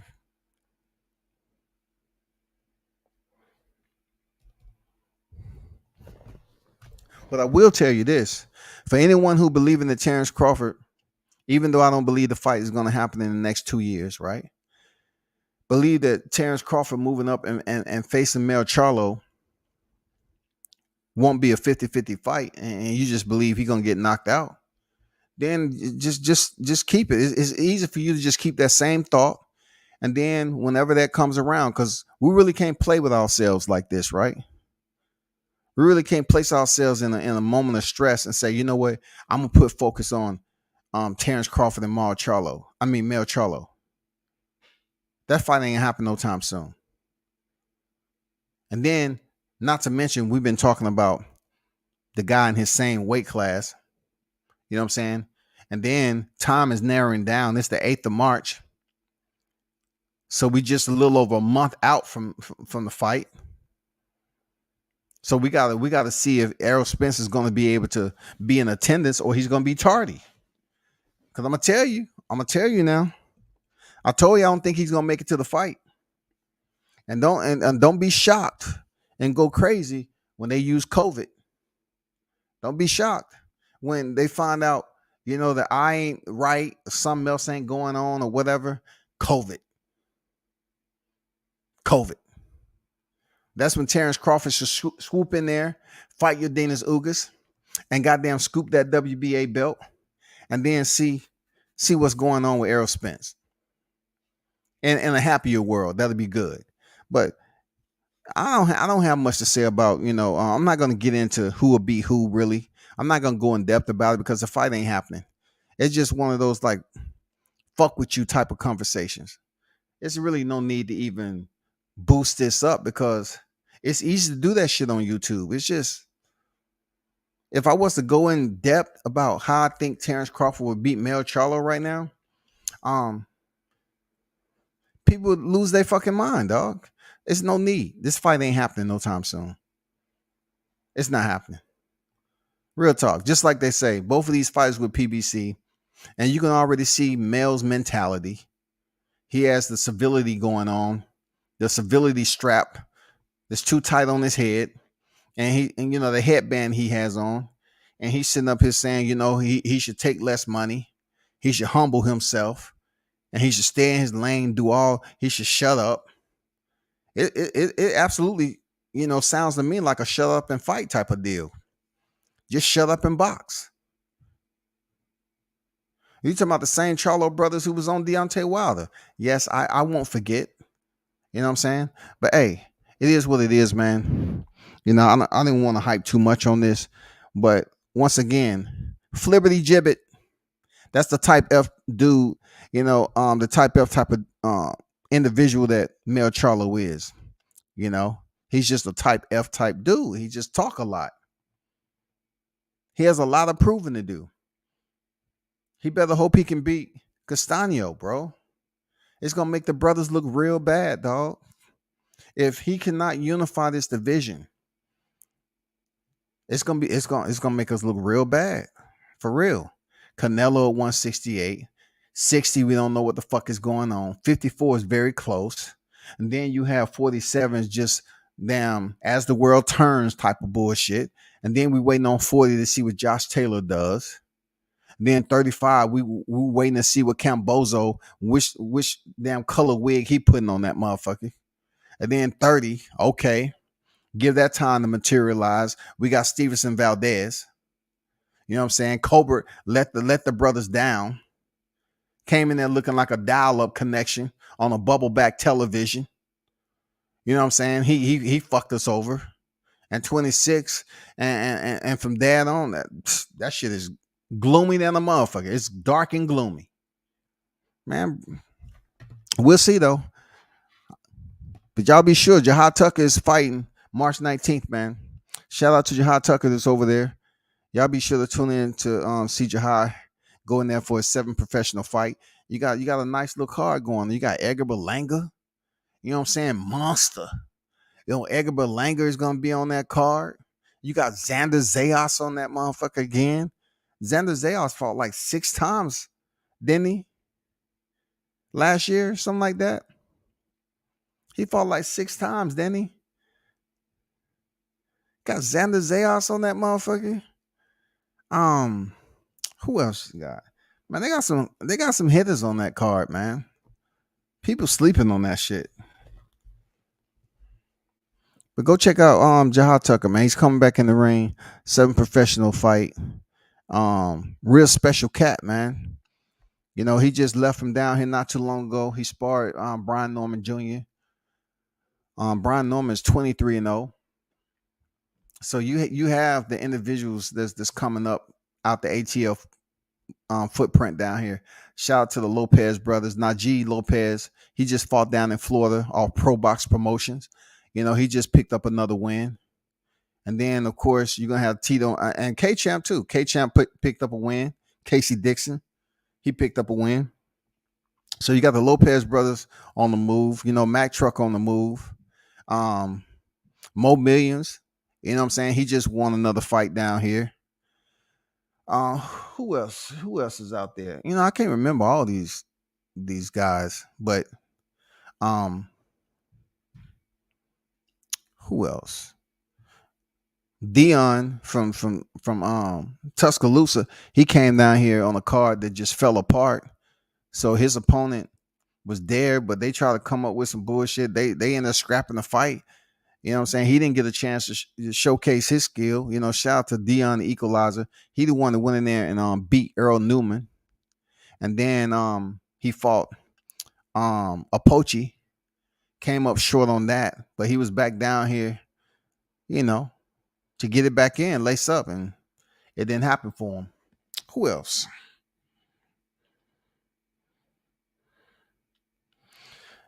You have a big card that's going on. You got Michael Williams Jr. returning in April. That's going to be a heavy, heavy card, bro. You know what I'm saying? You're going to have Roy Jones Jr. on deck, of course, but you're going to have Fernando Bunch on that card. You're going to have Andrew Murphy, and you're going to have Buck 50, you know, returning. Yeah, he ended up getting a loss against whatever his name is. I forgot his name already, but I see he's still putting videos out there. That's good to see him still rant and raving about a win over Buck 50. That makes you think about fighters that's not really trying hard. You know what I'm saying? Like he's still celebrating that victory over a fighter that never fought for a championship yet, you know, on the high level or anything. Like he was just happy to get the name. You know what I'm saying? So he's going to be returning off his first loss. He's 19-1. So they're going to be back on stage. It's going to be a heavy card over there, man. Shout out to 116 Promotion. I was rooting for Colbert. That was disappointing. Well, Andrew, if you want to basically, you know, lead in prayer, we can still pray for why you committed such a sin. If you got time, it's up to you. You know what I'm saying? If you want to lead the evening prayer on committing that sin and ask for forgiveness, then I'm here along with everybody else in the live chat. Because what you did was commit a god awful sin. You should have known from the colors that was on his trunks and gloves. You should have known that was a color of an ass whooping pending. He came up here looking like a video arcade. You could not take that serious, bro. Why would you start off 22? We just in the third month of 2022, and you go over there and actually think rooting for someone who came in there dressed the way he was, that he was going to put on the show. Purple hair and all these multicolored puzzle pieces on his gloves and his trunk.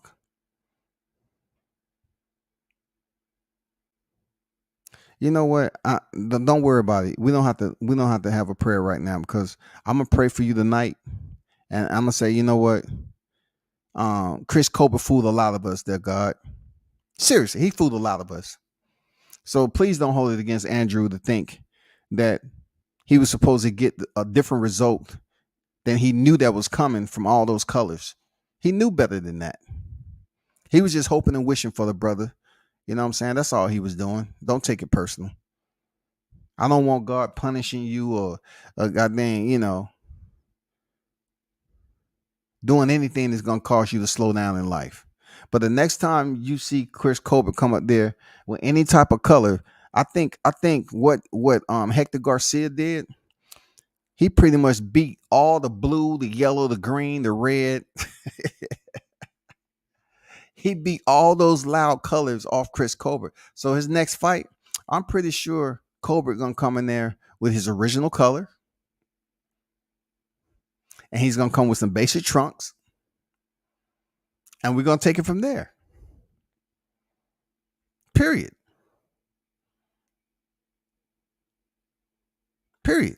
I think that fight changed Colbert.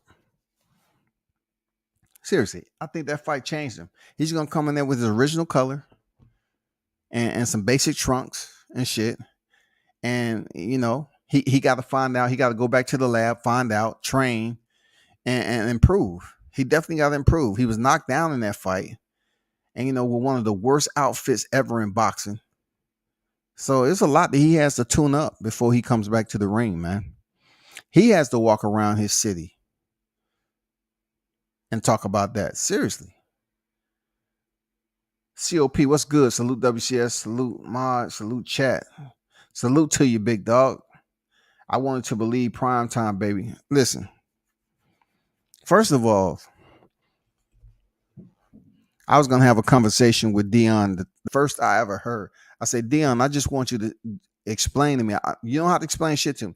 I just want you to confirm that you gave him permission, because what you did in your sport and what he's doing is a huge separation. I would have rather just him keeping Lil B Hop, but I'm thinking B Hop might have told him, "No, listen, I'm a professor. I think you should earn that name first." You know how B Hop talk. I think you should earn that name first. The best thing you can do is show and prove in the ring that you are, desirable of holding a title as such, because you're holding something that relates to me. You know what I'm saying? I don't think you reached that yet. So get back with me. Let your people get in contact with my people. Get some wins under your belt, and then we'll see. And then B Hop, he called the attitude and shit. Look, Cobra called the attitude, and then he said, "Oh shit, fuck it. They got some neon yellow, green." Whoever his stylist was, say, "Hey, B Hop, man, just go to prime time, dog. Deion Sanders, bro. Jerry Curl ain't in yet. He haven't came back yet, but goddamn it, let's go for prime time, because you're the biggest show on earth." When he said prime time, I say, no, I only know one prime time. It ain't no way you are next to Dion. And shout out to Dion, man. He had 2 of his toes amputated on his left foot from blood clots. He could have lost his leg. This is real talk. He could have lost his leg. You know what I'm saying?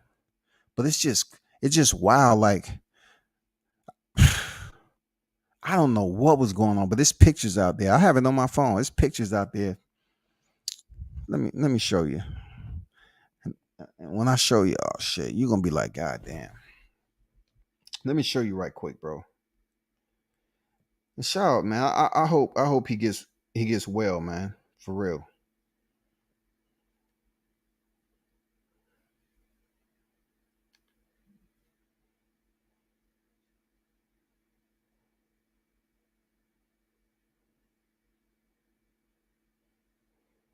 That's the GOAT. Deion Sanders, the GOAT.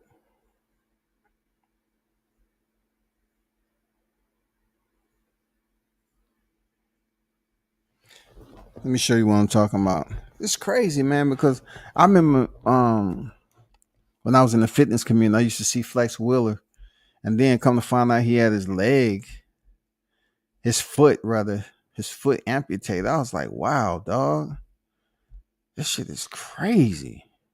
Not Dion, bro.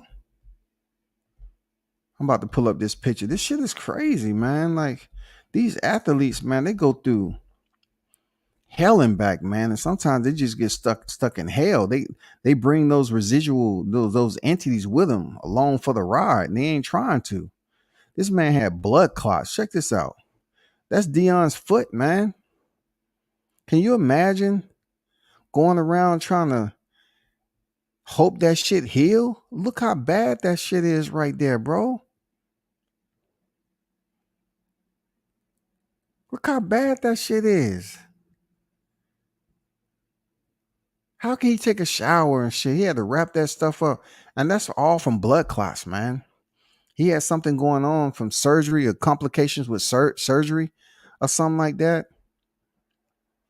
Dude, that looked like they would have had to cut off half of his foot.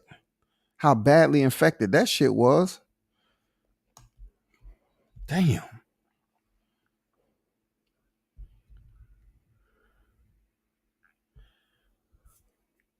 Dion was one of my sports heroes way back.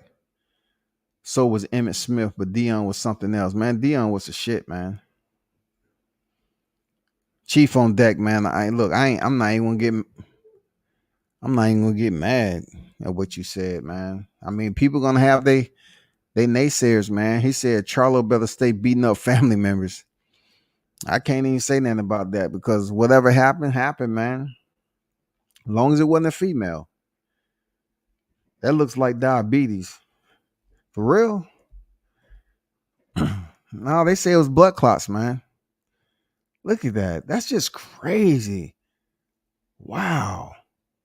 I didn't even know his foot was that bad off. That's crazy, man.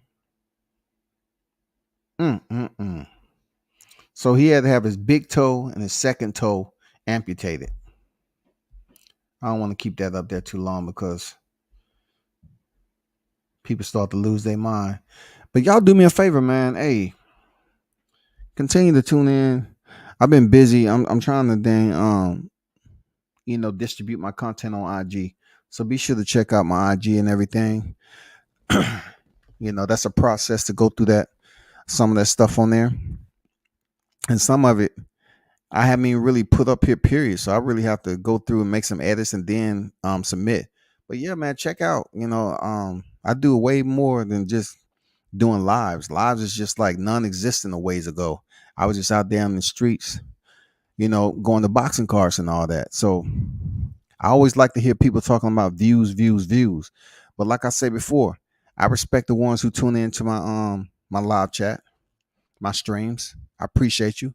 And I definitely appreciate the ones who know that I have other you know,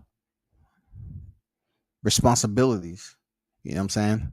I have other areas of media that I deal with. We're operating a camera and so forth and dealing with the sport in general. You know how it is, man. I'm not here to please, everybody. I am here to pretty much let people know my passion for combat sports, and that's what it is. But until next time, man, hey, y'all turn up and tune in to World Combat Sports and be sure to, hit that like button on the way out and check out the YouTube format, check out the Facebook, check out the IG, and every now and then I'm on Twitter. Every now and then. I'm gonna start doing my media updates on Twitter. My IG is gonna be strictly for my content only. I'm not doing no more media updates on IG. Just to let y'all know. But appreciate you.